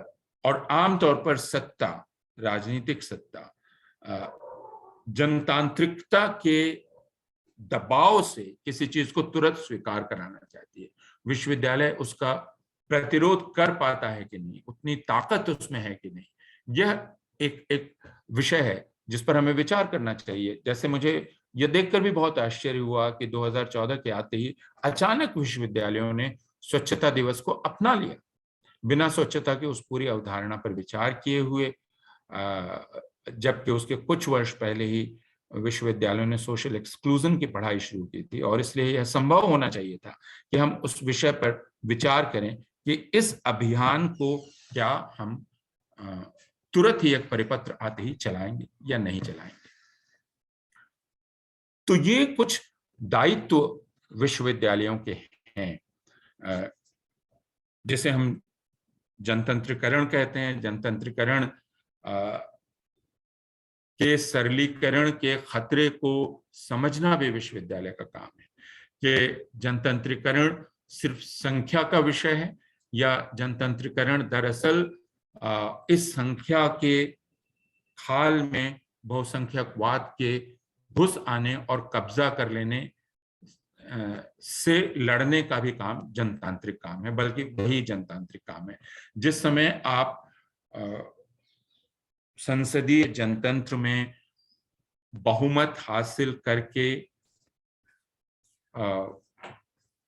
आगे बढ़ने की प्रतियोगिता में सारे लोग लगे हों, तो वह बहुमत बहुसंख्यकवादी बहुमत हो जाता है कि नहीं, और क्यों एक बहुसंख्यकवादी बहुमत खतरनाक है जनतंत्र के लिए और वह जनतंत्र की भावना के विपरीत है, क्योंकि जनतंत्र की भावना में ही गतिशीलता छिपी हुई है, परिवर्तनीयता छिपी हुई है। जनतंत्र में हमेशा इस बात की उम्मीद की जाती है कि एक बहुमत जो 2017 में बना वह बहुमत 2022 में परिवर्तित हो पाएगा। तो यह जो परिवर्तनीयता है यह अगर समाप्त हो जाए और अगर एक स्थायी बहुमत, जिसे आप अंग्रेजी में मेजॉरिटेरियन मेजॉरिटी कहते हैं या हिंदी में आप बहुसंख्यकवादी बहुमत कहते हैं, अगर यह बहुसंख्यकवादी बहुमत बन गया तो फिर खतरा इसके स्थायी हो जाने का है और इसकी परिवर्तनशीलता और गतिशीलता इससे निकल जाएगी और तब यह जनतंत्र रह ही नहीं जाएगा। इस चीज की तरफ विश्वविद्यालयों को छोड़कर और कोई संस्था इशारा नहीं कर सकती। इसलिए जिसे हम शिक्षण का व्यापार कहते हैं, शिक्षण का व्यापार जिसमें हम कक्षाओं में छात्रों से आदान प्रदान करते हैं विचारों का, और जिसमें हम ये बहुत स्पष्टता के साथ उस आदान प्रदान में जाते हैं कि जो अध्यापक है उसके पास ज्ञान के क्षेत्र में ज्यादा दिनों तक रहने का अनुभव है और उसके अभ्यास के उपकरण उसके पास मौजूद हैं और उसका अपना एक विचार बिंदु है, लेकिन कक्षा अपने आप में एक स्वतंत्र स्थान है, एक स्वतंत्र स्थान जिसमें छात्र और शिक्षक बिना भय, बिना आशंका और बिना संकोच के एक दूसरे से विचार विमर्श कर सकते हैं। वह ज्ञान को प्रदान करने की जगह नहीं है, बल्कि वह ज्ञान का सृजन करने की जगह है। और दुनिया में जो बड़ी किताबें लिखी गई हैं, बड़ी पुस्तकें लिखी गई हैं, वो बड़ी पुस्तकें कक्षाओं के अनुभवों के बाद ही लिखी गई हैं। जो बड़े विद्वान हुए हैं वो विद्वान बिना अपनी कक्षाओं के विद्वान नहीं हो सकते थे। इसलिए कक्षा यह नहीं है कि हमारे सामने ज्ञान के पात्र बैठे हुए हैं जिनमें हमें ज्ञान उड़ेलते जाना है, बल्कि वो ज्ञान के सृजन के केंद्र हैं जहां छात्र और शिक्षक मिलकर ज्ञान का सृजन कर रहे होते हैं। लेकिन इस पूरी बात को भी विकृत कर दिया जा सकता है, जैसा पिछले दिनों करने की कोशिश की गई, और इसलिए यह जो जनतंत्र का तर्क है, यह जनतंत्र का तर्क ज्ञान के पूरे व्यापार को ही व्यर्थ करने के लिए इस्तेमाल किया जा सकता है।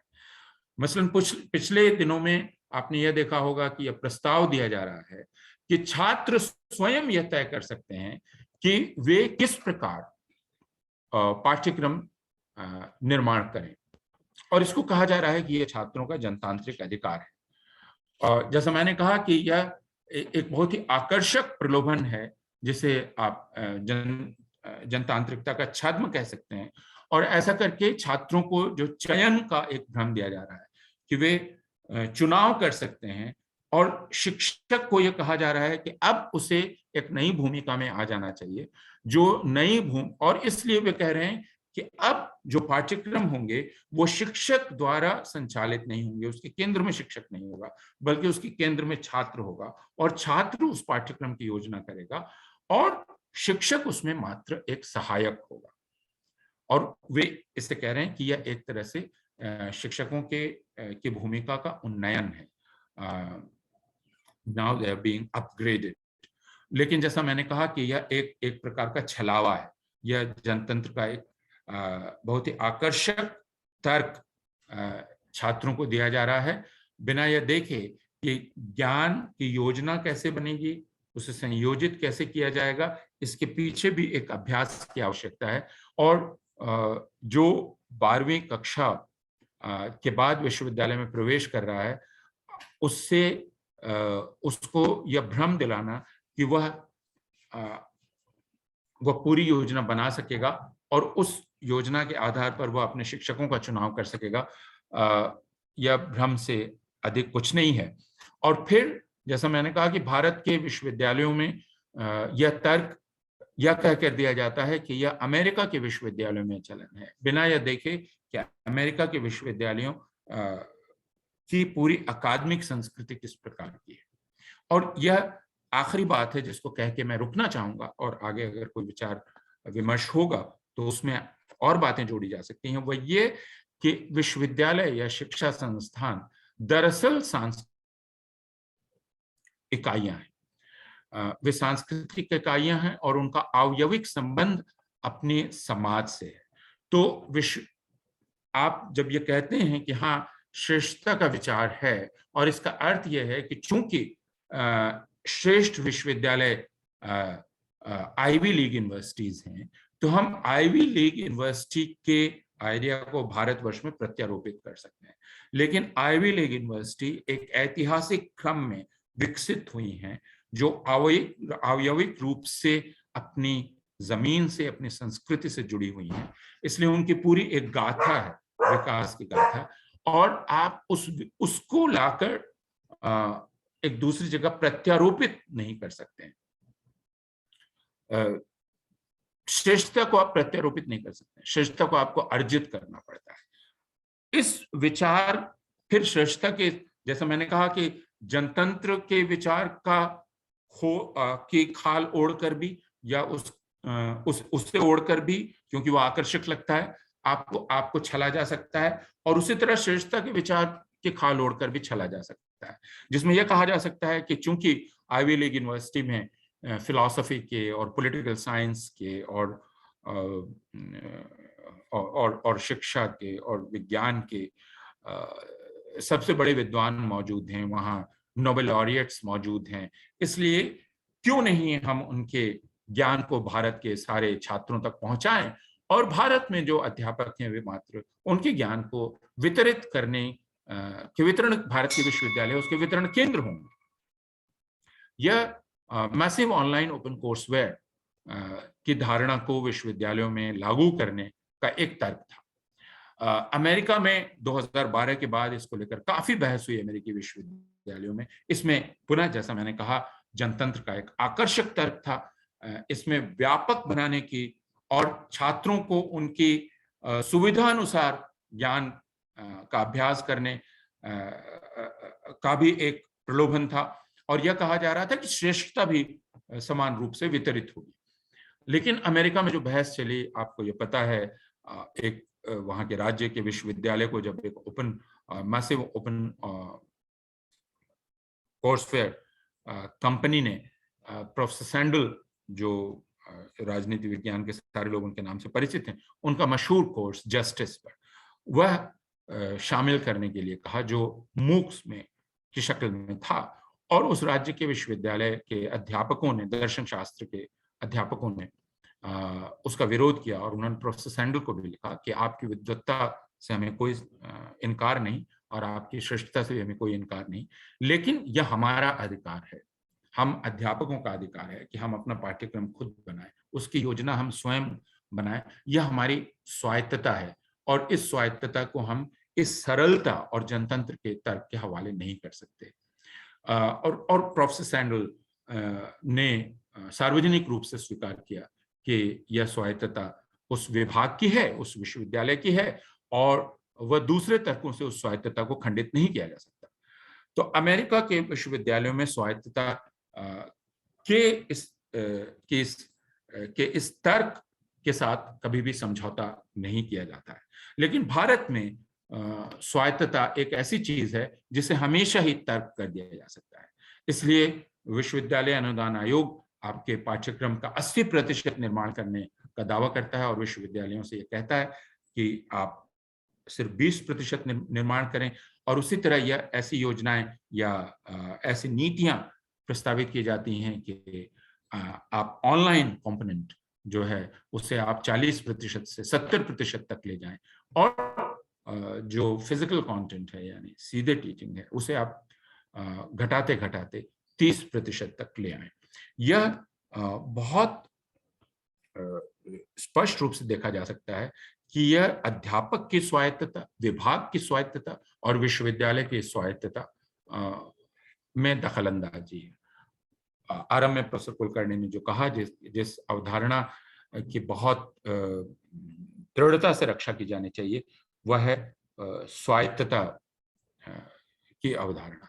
और इस पर हम आगे बहस कर सकते हैं कि क्यों भारतवर्ष में यह स्वायत्तता अक्सर खंडित होती रही है, क्यों विश्वविद्यालय स्वायत्तता की रक्षा नहीं कर पाए, क्यों जो हमारा राज्य है या जो राज्य सत्ता है वह इस स्वायत्तता को खंडित करने में कभी भी संकोच नहीं करती हैं, और क्यों आज जब हमारे ऊपर राष्ट्रवाद और जनतांत्रिकता दोनों का एक घातक मेल है, तो वह इस स्वायत्तता के लिए सबसे बड़ा खतरा बन गया है। अभी हाल में आपने एक परिपत्र देखा होगा, जो परिपत्र केंद्र सरकार ने जारी किया, वह विश्वविद्यालय से जुड़ा हुआ है इस रूप में कि भारतवर्ष ने आजाद होने के कुछ वर्ष बाद, 7 वर्ष बाद ही एक योजना शुरू की थी जो अनुसूचित जाति जनजाति समुदाय से आने वाले छात्रों के लिए थी, और उसमें एक छात्रवृत्ति, शोधवृत्ति दी जाती थी, जिसमें आप दुनिया के श्रेष्ठ विश्वविद्यालयों में जाकर ज्ञान अर्जित कर सकते थे, शोध कर सकते थे। अभी जो हाल में परिपत्र जारी हुआ उसमें यह कहा गया कि आप इसका लाभ तभी उठा सकते हैं, इसमें शामिल तभी हो सकते हैं जब आप वहां जाकर भारतीय समाज, भारतीय संस्कृति आदि का अध्ययन ना करें।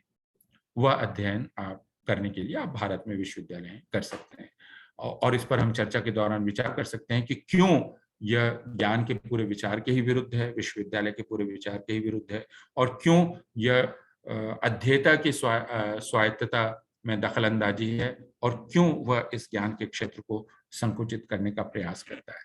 लेकिन जैसा आरंभ में कहा गया, ये जो बात सबसे अधिक महत्वपूर्ण है वह यह कि जब चारों तरफ एक उत्तेजना हो और हर चीज का सरलीकरण करने का प्रलोभन हो, जब तथ्य और मिथ का फर्क पूरी तरह से मिट गया हो, और यह कहा जा रहा हो कि हर किसी का अपना अपना सत्य होता है और हर सत्य एक दूसरे से प्रतियोगी होते हैं, उस समय इन अवधारणाओं को दृढ़ता से स्थापित करने का दायित्व विश्वविद्यालय का है।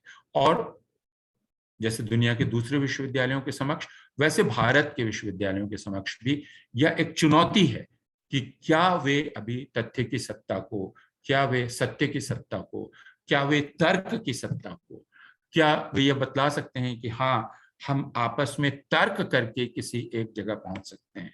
क्या यह बतलाया जा सकता है विचार विमर्श में कि मैं आपसे असहमत हूं आरंभ में, लेकिन मैं चर्चा के क्रम के बाद आपके तर्कों से सहमत होकर अपना विचार बदल रहा हूं।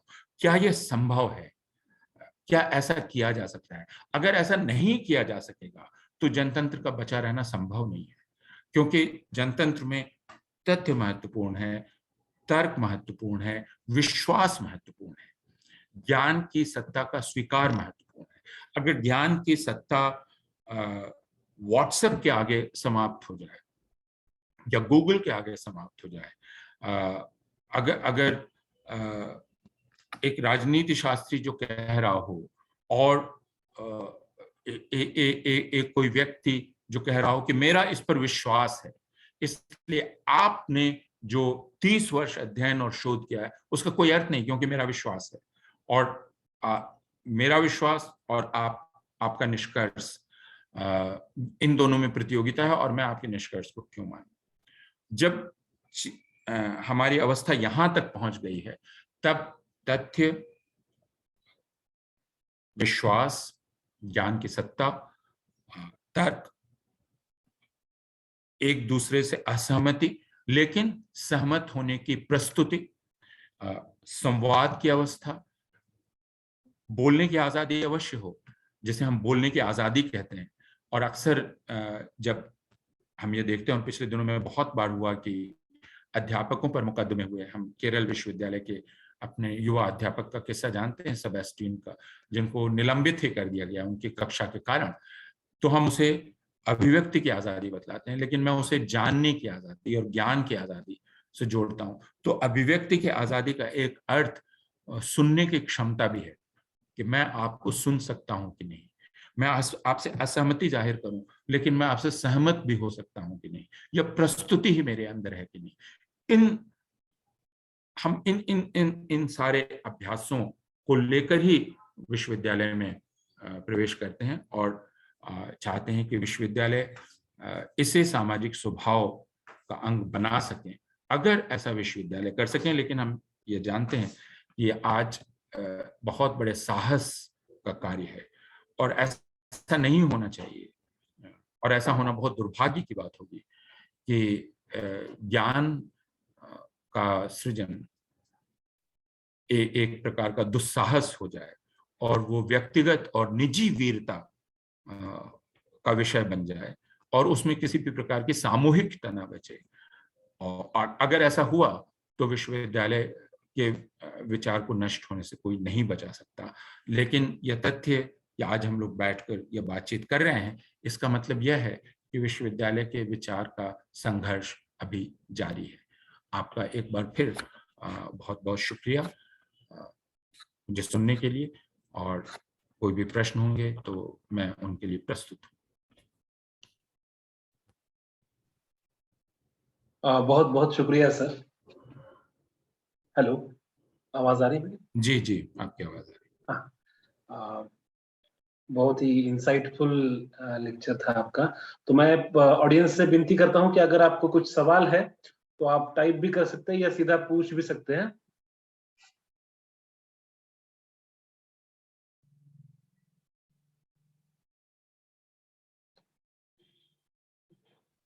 जब तक कि कोई सवाल आए सर, मुझे आपसे सवाल पूछना था, वो नेशनल एजुकेशन पॉलिसी के बारे में।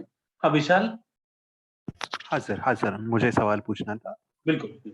ये सर, सर हम क्यों राजनीति और शिक्षा को एक साथ रख पाते हैं? क्यों हम उनको दूर नहीं कर पा रहे? जो सामाजिक दबाव है और जो राजकीय दबाव है, वो शिक्षा को क्यों दिन ब दिन और बुरा करते जा रहा है? क्या हम शिक्षा और राजनीति को अलग करके नहीं बात कर सकते?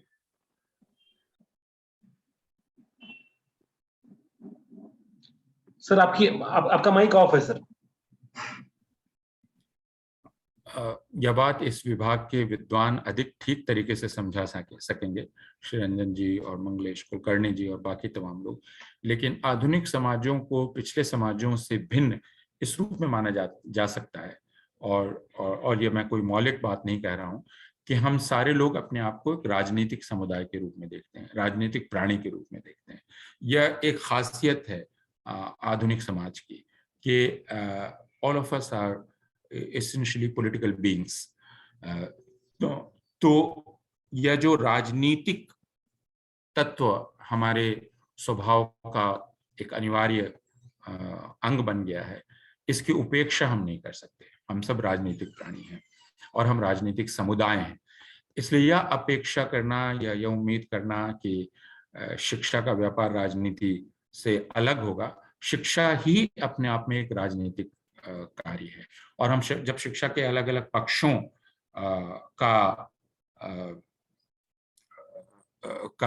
अध्ययन करेंगे, तब हम ये देखेंगे कि कैसे वे राजनीति से अनिवार्य रूप से और अन्योन्याश्रय रूप से जुड़े हुए हैं, और वे राजनीति को प्रभावित करते हैं और राजनीति भी उनको प्रभावित करती है। लेकिन आप जो कह रहे हैं उसे मैं समझ रहा हूँ, और वह यह है कि यह प्रश्न राजनीति का नहीं है, क्यों? यह प्रश्न दरअसल राज्य सत्ता के और एक खास और विचारधारा शब्द को भी मैं उद्धरण चिन्हों में इस्तेमाल कर रहा हूं, अपने विचारधारात्मक परियोजना का अंग बनाने से जुड़ा हुआ है। और यह, जैसा मैंने कहा कि यह अयतुल्लाह ख़ुमैनी के ईरान, स्टालिन के सोवियत संघ, आज के चीन, और इसके उदाहरण हमारे इतिहास में बहुत सारे हैं, समकालीन भी हैं, और भारतवर्ष में जैसा मैंने कहा कि राष्ट्रवादी विचारधारा की परियोजना का अंग बनाने का प्रयास किया जा रहा है।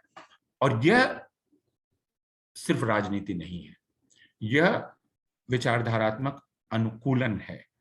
और यह कहा जा रहा है कि आप जिसे ज्ञान कहते हैं उसको दरअसल आप वाहन बना दें हमारी विचारधारा का।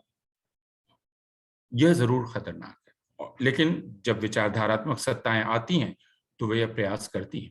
और आप जिनके विश्वविद्यालय में जाएंगे, आप स्टालिन के समय के विश्वविद्यालयों में जाएं, आप दूसरी जगहों पे जाएं, और भारतवर्ष में यह दबाव हम सारे लोग झेल रहे हैं। तो इसका सामना करना, इससे संघर्ष करना, यह हमारा काम। सर, जो सवाल मैं पहले पूछने जा रहा था वो सवाल मुझे प्राइवेटली मैसेज किया है, हमारा विद्यार्थी है ऋषिकेश इनामदार ने पूछा है, how do you look to new education policy 2020 in the light of idea of university.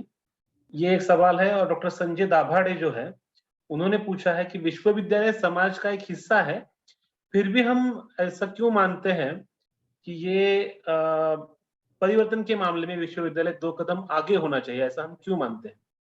ये 2 सवाल है। दूसरे सवाल को पहले ले लें कि विश्वविद्यालय को समाज से 2 कदम आगे होना चाहिए, हम ऐसा क्यों मानते हैं? यह है नहीं, लेकिन जैसा मैंने कहा कि समाज विश्वविद्यालय पर अनेक प्रकार के दबाव डालता है, और समाज, विश्वविद्यालय एक ऐसा परिसर है जो इसका हुआ है कि वो उन दबावों से मुक्त हो सकेगा। तो वह समाज का हमेशा मुकाबला करता रहता है, वह चाहे आपके सामाजिक आचरण में हो या दूसरे आचरणों में। समाज हमेशा आपको नियामक बनने का प्रयास करता है, नियमित करने का प्रयास करता है, और विश्वविद्यालय उससे जूझता है। समाज जहां सुविधा महसूस करता है, विश्वविद्यालय उसे असुविधा में डाल देता है। तो विश्वविद्यालय का यह दायित्व ही कि वह यह असुविधाएं उत्पन्न करे। समाज का जो स्वभाव बना हुआ है और वह जिस सुविधाजनक ढंग से आगे बढ़ा चला जा रहा है, विश्वविद्यालय उसमें बाधा पैदा करता है और समाज को अपने आप को देखने के लिए बाध्य करता है।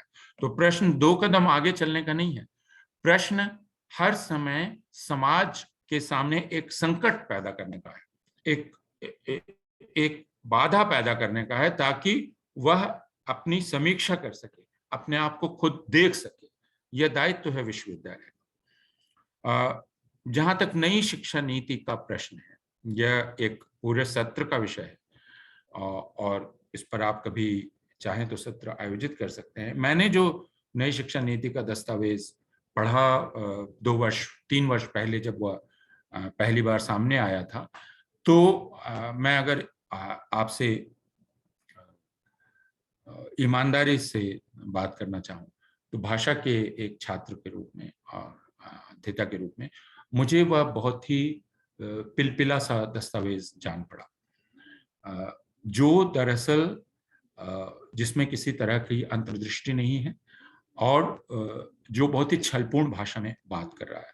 उसमें दरअसल कोई नई बात नहीं है, और वह कुल मिलाकर जो प्रस्तावित करने जा रहा है वह एक अत्यंत ही आप उसे उस शब्द का यदि मैं इस्तेमाल करूं तो एक प्रतिक्रियावादी धारणा, और जिसमें टेक्नोलॉजी की, जिसे आप टेक्नोलॉजी वादी कह सकते हैं, तो उसमें वैज्ञानिक चेतना या वैज्ञानिक विचार की जगह विज्ञान को सिर्फ टेक्नोलॉजी के रूप में लेना, और फिर प्राचीनता और संस्कृति और राष्ट्र को केंद्र में रखना, अलावा इसके कि जो दूसरी चीजें उसमें प्रस्तावित की जा रही हैं, और यह कोई नहीं जानता, क्योंकि जब भी नई शिक्षा नीति प्रस्तावित हो तो नई शिक्षा नीति प्रस्तावित होने के साथ हम उम्मीद करते हैं कि उस पर एक लंबी बहस संसद में होगी, जो इस शिक्षा नीति के प्रस्ताव पर नहीं हुई है। और उसके बाद हम यह भी उम्मीद करते हैं कि एक कार्य योजना सरकार की तरफ से प्रस्तुत की जाएगी, प्रोग्राम ऑफ एक्शन। अगर आप 1986 की नेशनल एजुकेशन पॉलिसी देखें तो उसके बाद एक प्रोग्राम ऑफ एक्शन प्रस्तुत किया गया था, लेकिन इसमें कोई भी प्रोग्राम ऑफ एक्शन प्रस्तुत नहीं किया गया है, और इसलिए इसकी व्याख्या हर कोई अपने ढंग से कर रहा है, और इसका इस्तेमाल जिन चीजों के लिए हो रहा है उसे लेकर हमें अवश्य सावधान होना चाहिए। जो इसका इस्तेमाल विश्वविद्यालयों को स्वायत्त करने के नाम पर किया जा रहा है, लेकिन स्वायत्त करने का मतलब यह है कि उन्हें जो आर्थिक संपोषण राज्य की तरफ से मिलेगा, उस आर्थिक संपोषण से उन्हें वंचित करने का प्रयास किया जा रहा है। तो स्वायत्तता शब्द इस दस्तावेज में आपको दिखलाई पड़ेगा, लेकिन इस स्वायत्तता का अर्थ यह है कि आपको अपने आर्थिक साधन खुद से उगाने हैं। और इसका मतलब क्या है, ये अगर आप राज्य के विश्वविद्यालयों की दशा देखेंगे तो आपको पता चल जाएगा कि राज्य के विश्वविद्यालयों की आर्थिक दशा क्या है, और सेल्फ फाइनेंस कोर्सेज की क्या स्थिति है, और उसमें अध्यापन की क्या स्थिति होगी।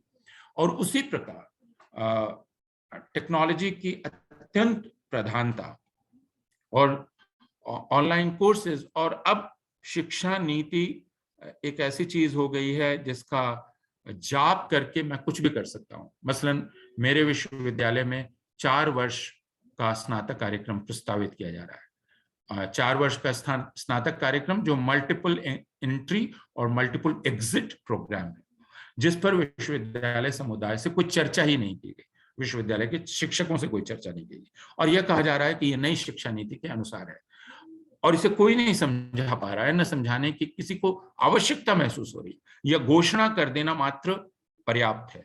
इसलिए जैसा मैंने कहा कि मुझे व्यक्तिगत तौर पर नई शिक्षा नीति के संदर्भ में मैं कोई मंतव्य तब तक व्यक्त नहीं कर सकता जब तक इसका प्रोग्राम ऑफ एक्शन मेरे सामने ना हो, क्योंकि हर विश्वविद्यालय इसकी अपनी व्याख्या कर रहा है, और इसका इस्तेमाल विश्वविद्यालयों को स्वायत्त करने के नाम पर उन्हें दरअसल राज्य संपोषण से वंचित करने का है, जिसके दूरगामी परिणाम विश्वविद्यालय के स्वरूप को लेकर हो सकते हैं।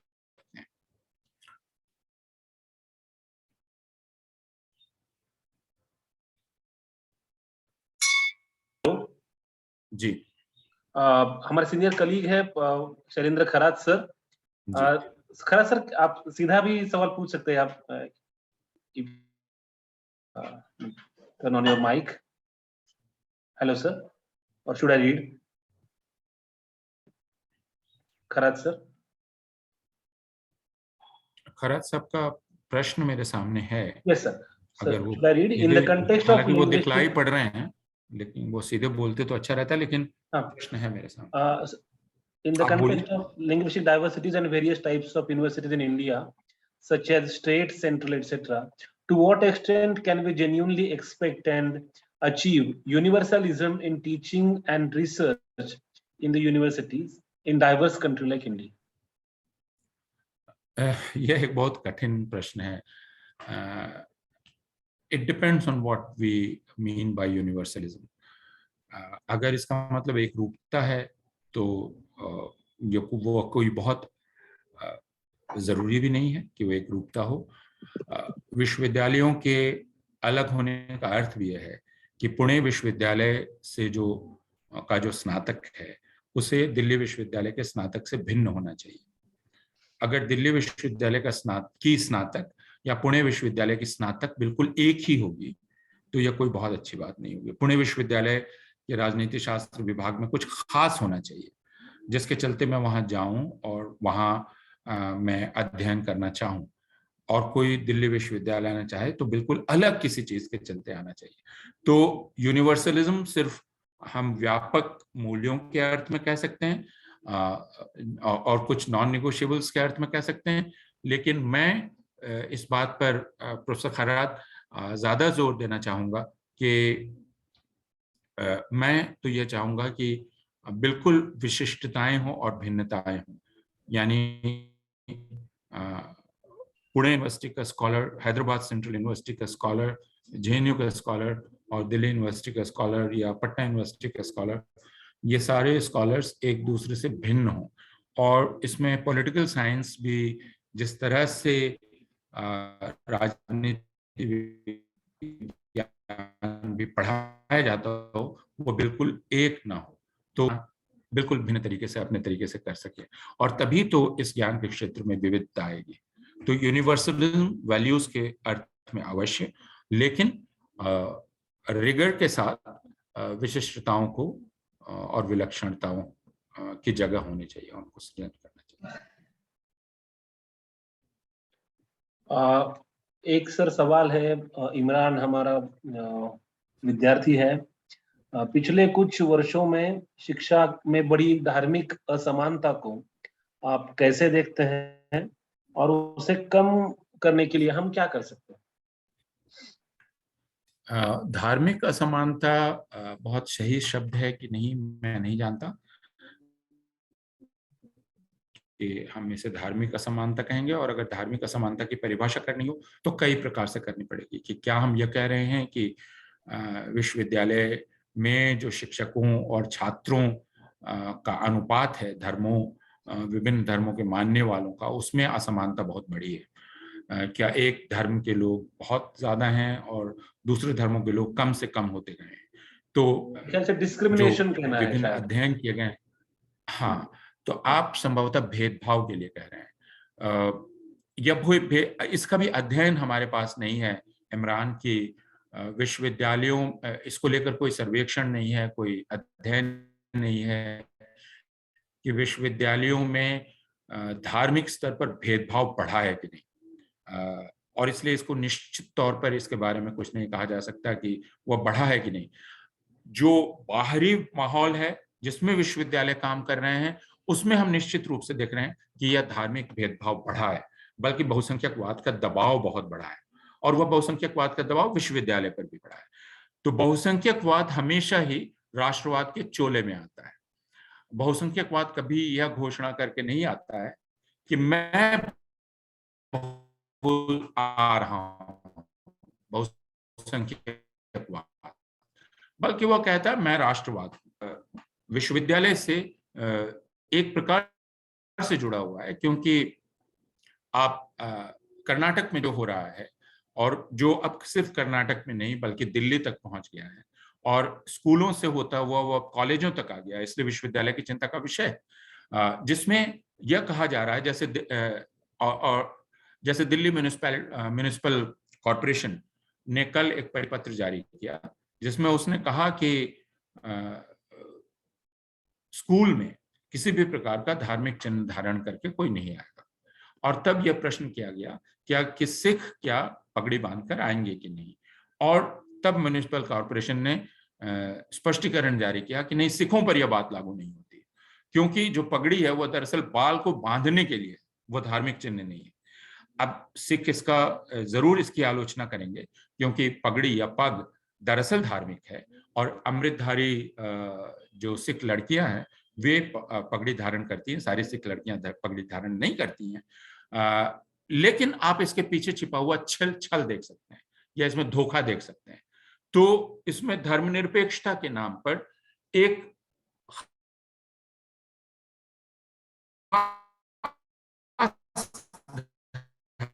धर्म और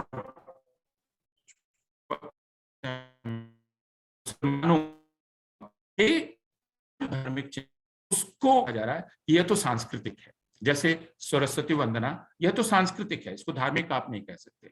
या अगर हम टीका लगाकर चले आए तो कहा जाएगा कि यह तो हमारा सांस्कृतिक आचरण है, इसको आप धार्मिक नहीं कह सकते। जबकि हिजाब धार्मिक है, इसलिए वह धर्मनिरपेक्षता के विरुद्ध है, लेकिन टीका सांस्कृतिक है, सरस्वती वंदना सांस्कृतिक है, आपके हाथ में लाल रंग का की रक्षा वह सांस्कृतिक है, बाकी सब धार्मिक है। तो आप ये देख रहे हैं कि कभी राष्ट्रवाद के नाम पर और कभी संस्कृति और धर्म के नाम पर भेदभाव होता है। इसके अलावा कि जो योजना पाठ्यक्रमों की जा रही है उस पाठ्यक्रम में भी यह भेदभाव बढ़ रहा है। और यह सिर्फ इसलिए हो रहा है कि एक बहुसंख्यकवादी विचारधारा सत्ता में है, और जैसा मैंने कहा कि वह पूरे ज्ञान के व्यापार को इस बहुसंख्यकवादी विचारधारा का वाहन बनाने का प्रयास कर रही है। यह पूरी तरह से निर्भर है हम पर और आप पर कि हम इसका सामना और इसका प्रतिरोध कितना कर सकते हैं। एक सर सवाल है दाभाडे सर का कि कांग्रेस की सत्ता और भाजपा की सत्ता में आप आइडिया ऑफ यूनिवर्सिटी के परिप्रेक्ष्य में क्या डिफरेंस महसूस करते हैं? अब हम लोग बिल्कुल वहां आ गए हैं जो आपके अध्यक्ष महोदय ने कहा था, जहां हमें नहीं जाना चाहिए। यानी हम एकेडमिक दुनिया से अब पूरी वास्तविक दुनिया में पहुंच गए हैं। यह प्रश्न, लेकिन इस प्रश्न का सामना हमें करना चाहिए और ईमानदारी से हमें सामना करना चाहिए। मैं मानूंगा कि आजादी के बाद से लंबे समय तक कांग्रेस ने राज्य सरकारों और केंद्र, जैसे संघीय सरकार के भाषण के बाद मैं भी सावधानी बरतता हूं कि उसे संघीय सरकार ही कहा जाए, केंद्र सरकार ना कहा जाए, और इस शब्द का अपना अर्थ है।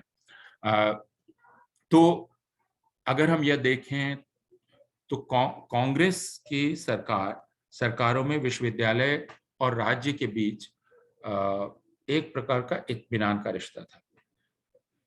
मैं ये नहीं कह सकता कि कांग्रेस की सरकार में हमेशा श्रेष्ठता एक उद्देश्य बना रहा, लेकिन एक लंबे समय तक श्रेष्ठता एक मकसद बना रहा, जैसा आप 1954 के उस फैसले में ही देख सकते हैं। और ये एक नए स्वतंत्र हुए राष्ट्र के पहले फैसलों में है, जिसमें वह एक ऐसी छात्रवृत्ति स्थापित कर रहा है जो अनुसूचित जाति जनजाति के छात्रों को विदेश भेजकर श्रेष्ठ विश्वविद्यालयों में ज्ञान अर्जन के लिए स्वतंत्रता दे रहा है। उसकी संख्या 100 हो या 150, लेकिन उद्देश्य था कि ज्ञान के क्षेत्र में एक नया श्रेष्ठ जन विकसित करना, नया एलिट विकसित करना, यह उद्देश्य था। और इसमें किसी भी प्रकार का विचारधारात्मक बंधन नहीं रखना। तो यह कांग्रेस की सरकार में एक इत्मीनान दिखलाई पड़ता है। इसलिए कांग्रेस की सरकार के अंतर्गत आप विभिन्न विचारों के लोगों को विश्वविद्यालयों के केंद्रों शीर्ष पर जाते हुए भी देखते हैं। वो सिर्फ एक प्रकार के लोग नहीं हैं जो शीर्ष पर पहुंच रहे हैं, वे वामपंथी भी हैं। मैं ऐसे बहुत सारे दक्षिणपंथियों को भी जानता हूं। मैं उन्हें भी जानता हूं जो न खुद को वामपंथी कहेंगे न दक्षिणपंथी कहेंगे, वे भी शीर्ष पर पहुंचे। तो यह एक प्रतिस्पर्धा जो ज्ञान की है उसके लिए जगह थी। उसमें यह अलग बात है कि उसमें जो शीर्ष पर पहुंचा उसने खुद उसका क्या किया। और यह एक ऐसा विषय है जो मैं मानता हूं कि भारत में विश्वविद्यालय अध्ययन अगर एक जैसे कोई चीज हो तो हमें इनर लाइफ विभाग बना, तो वो विभाग कैसे बना, उसने स्कॉलरशिप को कैसे विकसित किया या नहीं किया या उसको तोड़ दिया। तो लेकिन कांग्रेस में इस प्रतियोगिता की जगह थी, जबकि भारतीय जनता पार्टी के शासन में इसकी कोई जगह नहीं है। यह पूरी तरह से एक सांस्कृतिक राष्ट्रवादी विचारधारा का वाहन बना देने का प्रयास विश्वविद्यालयों को किया जा रहा है। और इसलिए उसके तरीके कई हैं। उसका तरीका एक है पाठ्यक्रम को प्रभावित करना, उसका तरीका दूसरा है विश्वविद्यालयों के नेतृत्व को प्रभावित करना, उसका तीसरा तरीका है विश्वविद्यालयों में जो बहालियां हो रही हैं उन बहालियों को प्रभावित करना, और इसका सबसे ज्वलंत या दुखद उदाहरण जवाहरलाल नेहरू विश्वविद्यालय है, जिसको पिछले 5 साल में लगभग जिस पर बुलडोजर ही चला दिया गया है। लेकिन इसके उदाहरण दूसरे विश्वविद्यालय हैं। या जब मैं देखता हूं कि राजस्थान या छत्तीसगढ़ जहां कांग्रेस की सरकार है लेकिन भारतीय जनता पार्टी के गवर्नर्स हैं जो चांसलर हैं, और इसलिए जिनके पास विश्वविद्यालयों के कानूनों में यह अधिकार है कि वे कुलपति नियुक्त कर सकें, तो छत्तीसगढ़ हो या राजस्थान हो उसके ज्यादातर विश्वविद्यालयों के कुलपति राष्ट्रीय स्वयंसेवक संघ की पृष्ठभूमि के हैं। यह बात आप गुजरात में भी देख सकते हैं। इसका अगर एक ही कोई समतुल्य था तो पश्चिम बंगाल में एक लंबा वामपंथी शासन, जिसने पश्चिम बंगाल के विश्वविद्यालयों को वामपंथी शासन का वाहन बनाने का प्रयास किया था। लेकिन कांग्रेस में एक इत्मीनान था, लापरवाही भी थी, लेकिन इत्मीनान था। आपने कहा कि धर्मनिरपेक्षता में कांग्रेस पैसिव रही है, लेकिन कांग्रेस यानी सरकार को क्यों ये काम करना चाहिए, यह अभी तक मेरी समझ में नहीं आया। सरकार यह कर सकती है कि एक वातावरण आपको दे, स्वतंत्र शोध करने का, अपने विषय तय करने का, अपने पाठ्यक्रम तय करने का, आपकी स्वायत्तता में हस्तक्षेप न करे, आप पर कोई केंद्रीय पाठ्यक्रम आरोपित न करे, यह सरकार कर सकती है। शिक्षकों के चयन में वो किसी भी प्रकार की बाधा उत्पन्न न करे, विभाग उसके लिए स्वतंत्र हो। कुलपतियों के चयन में वह कोई दबाव उत्पन्न न करे, लेकिन वह किस प्रकार विश्वविद्यालय को प्रेरित कर सकती है कि धर्मनिरपेक्ष बने रहें, यह समझना मेरे लिए कठिन है। वह काम विश्वविद्यालयों के भीतर का है।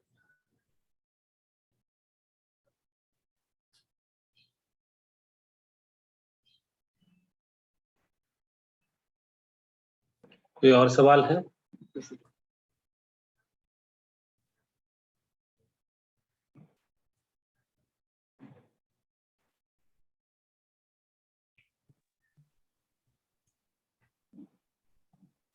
एक सवाल ऐसा आया है, प्राइवेट मैसेज है मेरे को, कि ये सब जो रिसेंट कंट्रोवर्सीज है सारी पब्लिक यूनिवर्सिटीज में क्यों हुआ है, ये सब प्राइवेट यूनिवर्सिटीज में इतना नहीं हुआ? ऐसा नहीं है कि प्राइवेट यूनिवर्सिटीज इससे बची रही। इसका सबसे बड़ा उदाहरण है, हमारे लिए सामाजिक रूप से अप्रासंगिक हो सकती है, और वह एलीट ऑफ एलीट्स की यूनिवर्सिटी हो सकती है, जिसमें आपके पास यदि 12 लाख रुपया साल में देने को है तो आप अपने घर के बच्चे या बच्ची को भेज सकते हैं। अशोका यूनिवर्सिटी की बात मैं कर रहा हूँ। आप उस प्रकरण को ना भूले होंगे जिसमें प्रोफेसर प्रताप भानु मेहता को इस्तीफा देना पड़ा अशोका यूनिवर्सिटी के वाइस चांसलरशिप से, और उन्होंने ये कहकर इस्तीफा दिया बहुत स्पष्ट रूप से कि उन्हें यह दिखलाई पड़ा और उन्हें यह संकेत दिया गया विश्वविद्यालय के जो संरक्षक थे उनकी ओर से कि उनका कुलपति बने रहना विश्वविद्यालय के हितों को नुकसान पहुंचा सकता है, और उन्होंने इस्तीफा दे दिया।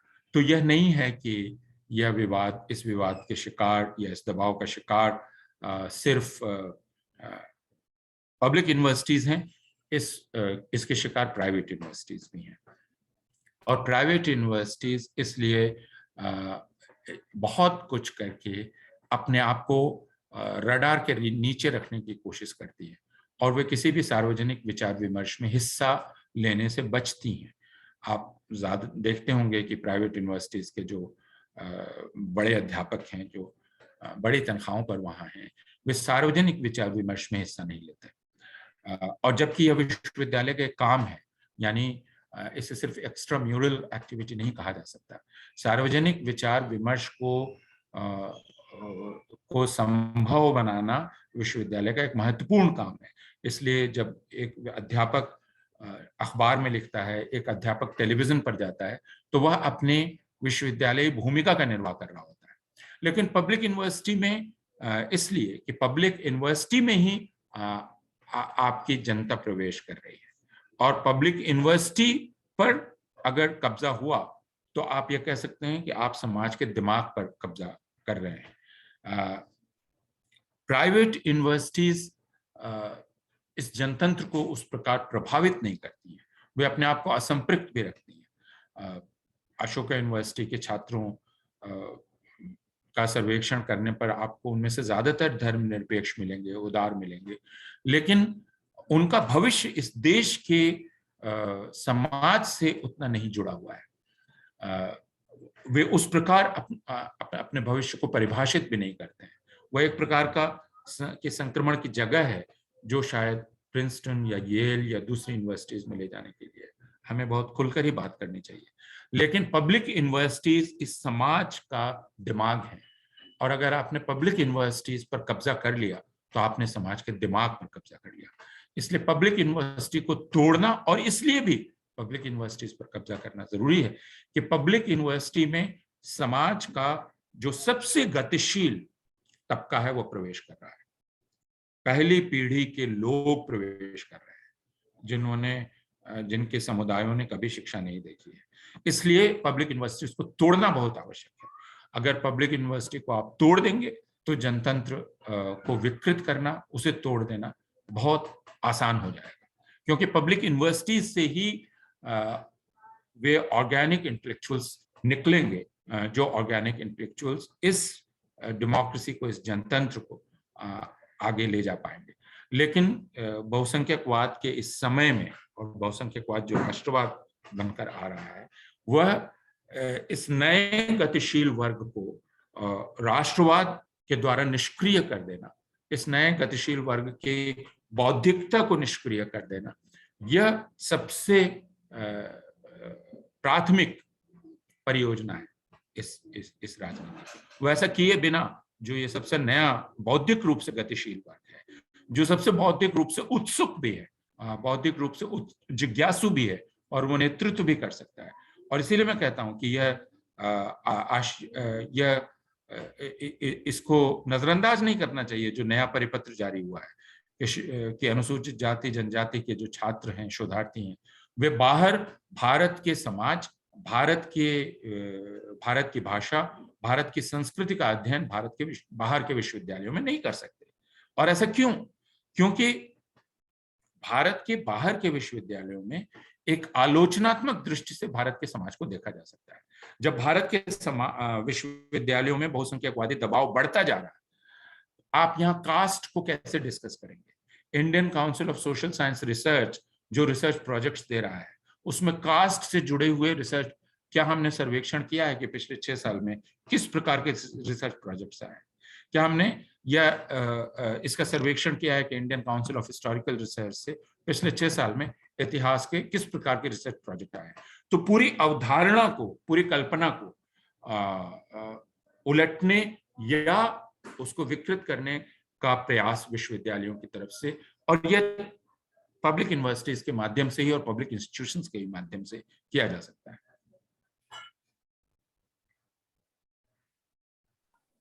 और कोई सवाल है? यस सर, मेरा एक लास्ट सवाल है।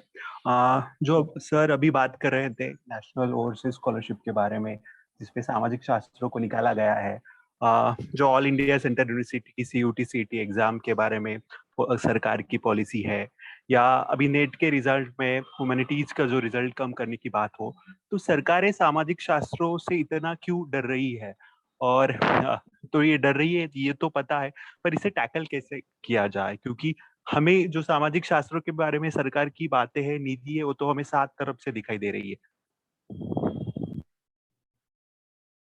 आपके प्रश्न से अलग मुझे कुछ नहीं कहना है, क्योंकि आप जानते हैं कि हो क्या रहा है। इसका सामना करने का दायित्व तो हमारा और आपका है। उसमें हम कितना सक्षम होंगे, इससे तय होगा कि हमने अपनी भूमिका कितनी निभाई है। हमें यह दिखलाई पड़ रहा है कि मानविकी हो या समाज विज्ञान हो, उसके अध्ययन पर एक खास तरह का आक्रमण है, उसे नियंत्रित करने का, संकुचित करने का प्रयास किया जा रहा है। यह वैसे तो पूरी दुनिया में है। दर्शन के अध्ययन को, समाज विज्ञान के अध्ययन को, जो राजकीय सहायता है वह कम से कम करने का, और समाज को अधिक से अधिक टेक्नोलॉजी की तरफ ले जाने का जिसमें कोई सामाजिक अंतर्वस्तु ना हो।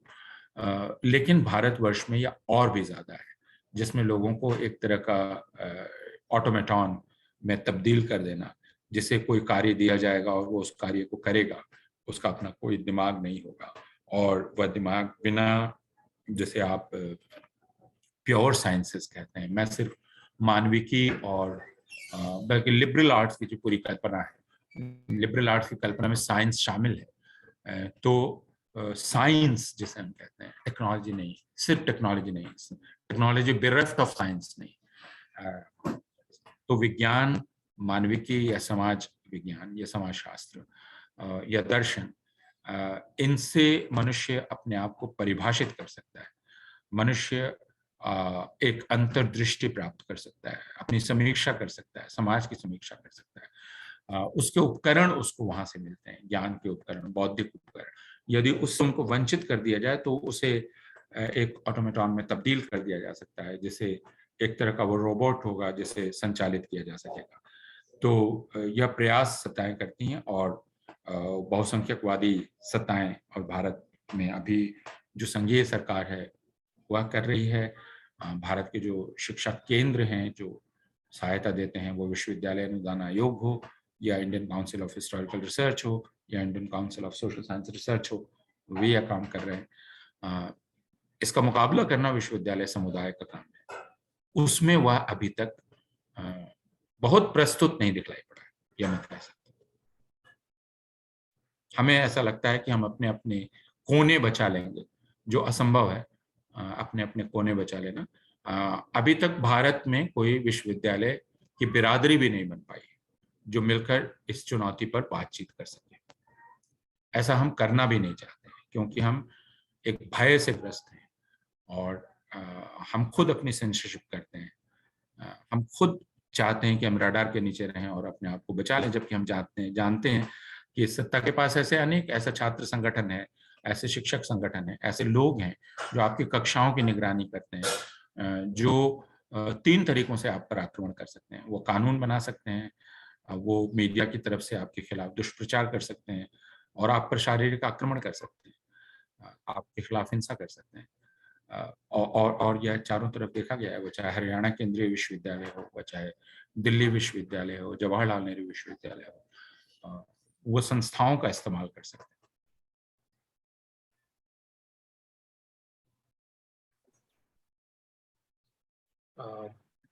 मुझे लगता है सारे सवाल हुए हैं।